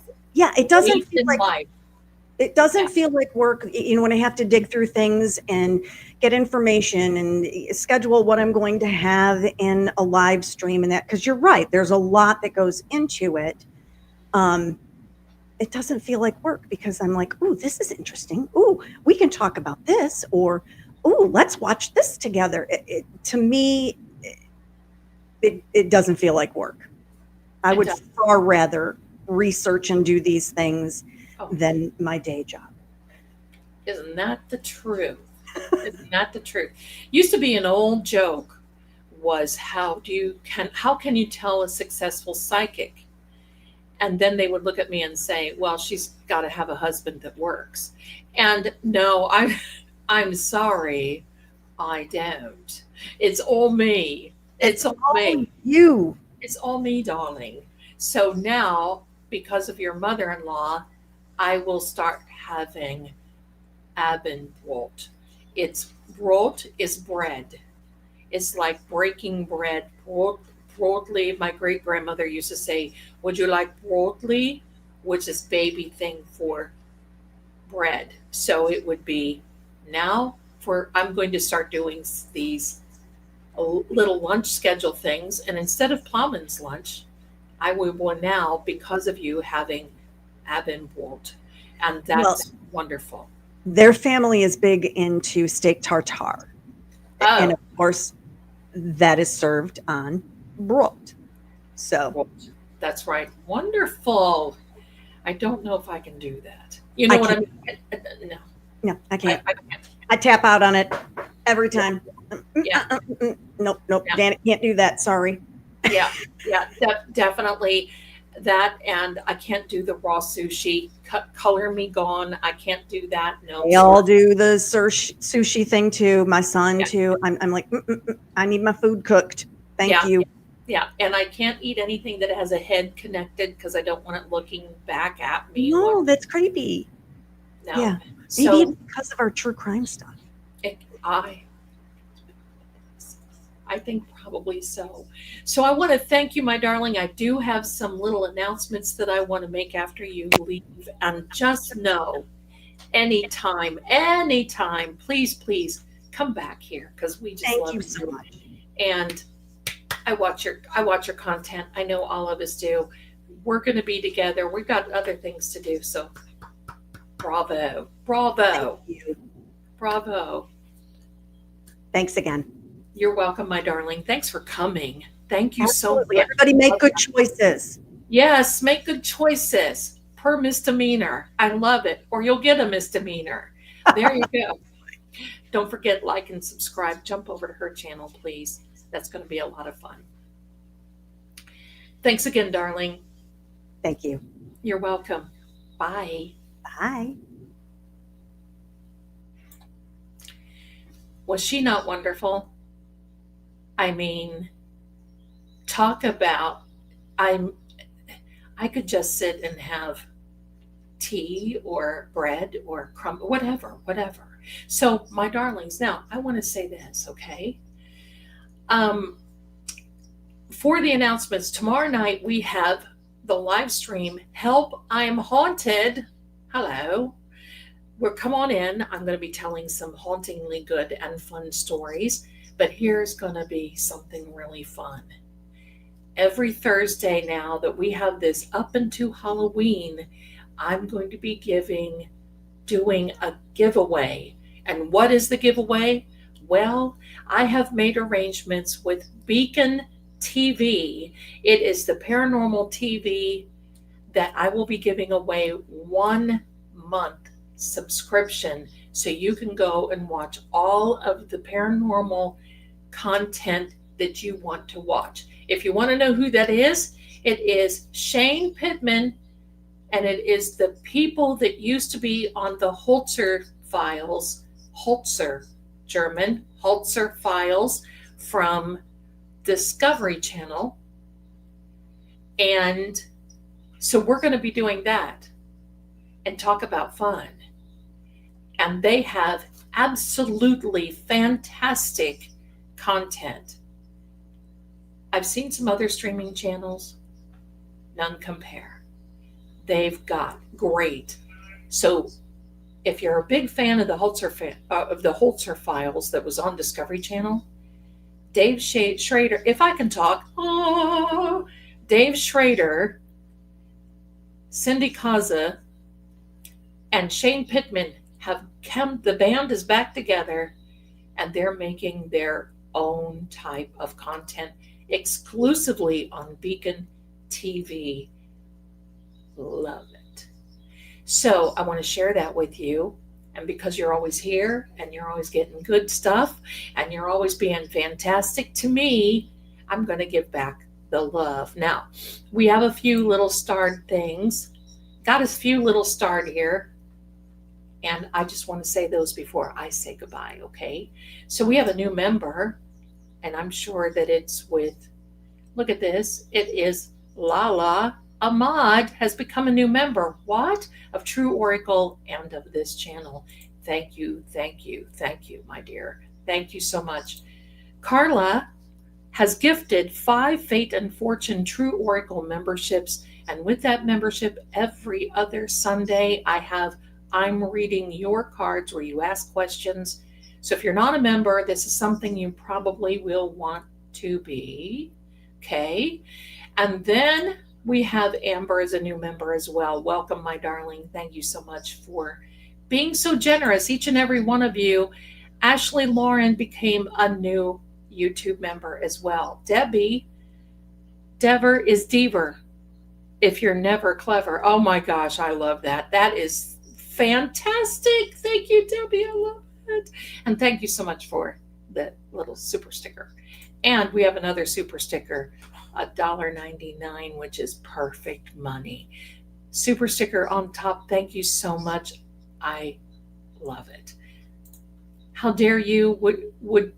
Who would Misdemeanor rather talk with on EVP, John or Dan? I don't know. She's still in the green room. Should we bring her back on and talk to her? You want to do that? Shake your head, yes or no, my darling. Do you want to come back on and say? Yeah? Okay. Here she is. Let's ask her. Sorry about that. Okay. Nothing like being yanked back into the stage. So who would you rather talk to? Sorry, I muted myself. Okay. Yeah, I was just hanging out, listening to everything. Okay. But who I would rather? Yes. Definitely John. Definitely.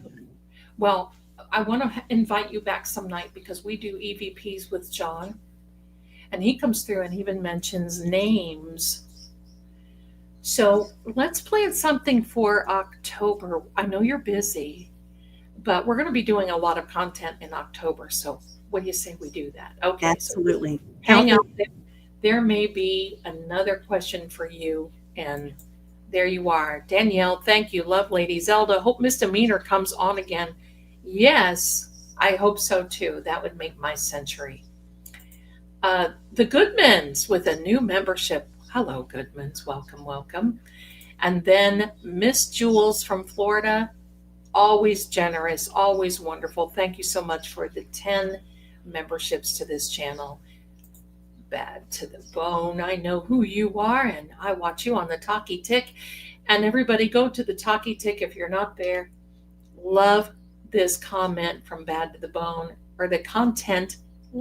Can talk from Bad to the Bone. Thank you so much. And here we go again.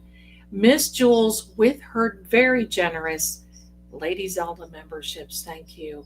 And Gina is a super sticker. Thanks. You guys are so generous. I love it. It's all wonderful. It's all wonderful. And I have to say it for those in the back. Don't forget your grifting psychic right here, right? I'm your favorite grifting psychic. You may watch others, but I'm your favorite. I'm just teasing, you know that. Anyway, Dan Markell, thank you so much, Captain. Dan Markell's birthday is on the 9th of October. What night is the 9th? Let me check my calendar. Let me see. The 9th. Thursday. Oh, are you guys thinking what I'm thinking?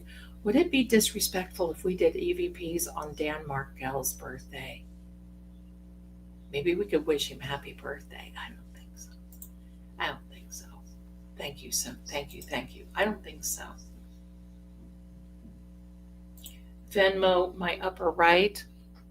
Oh, yeah, I have to do this. That's right. It's Mir. Hello. I'm always like the Scarecrow and the Wizard of Oz with this stuff, right? If I only had a brain. Thank you so much. I appreciate it. All right, my darlings, it is time to say good night to you. I don't know what I'm going to have to eat. I don't know. Do you know what you're going to have? Anything, Misdemeanor? Oh, hold Leftover meatloaf and mashed potatoes and sweet corn. I think I might be hitting that up. Well, we'll be there. I love leftover meatloaf is the best on the second day. That's So exactly right. it is. It is. Thanks for coming back in. I No appreciate it. problem. Here we go, my darlings, is the outro. I appreciate you. Don't forget, tomorrow night, 7 p.m. Help! I'm haunted. I'm going to be telling you some absolutely awesome, scary stories. And don't forget the giveaway. That's going to be amazing. So thanks again for being here. I will see you very, very soon. And you know what we say, be safe. See you soon. Bye. They'll tell you the facts are clear, but the truth always flickers between the lines. In every shadow, there's a secret that refuses to stay buried. Clues hide in symbols, and sometimes even fate won't show its hand. Voices echo not just from the living, but from the silence they leave behind.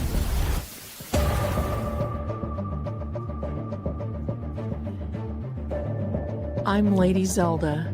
This is Seeing Crime, where what's hidden doesn't stay hidden for long.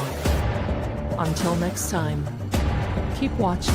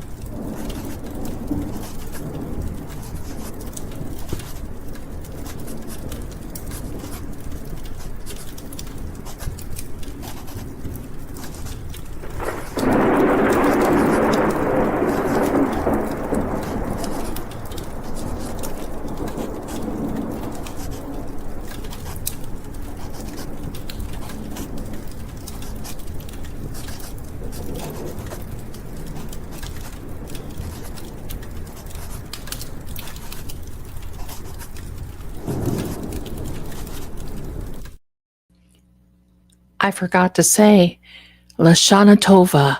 Happy New Year to those who, if you know, you know. Thanks for being here, my darlings. See you soon.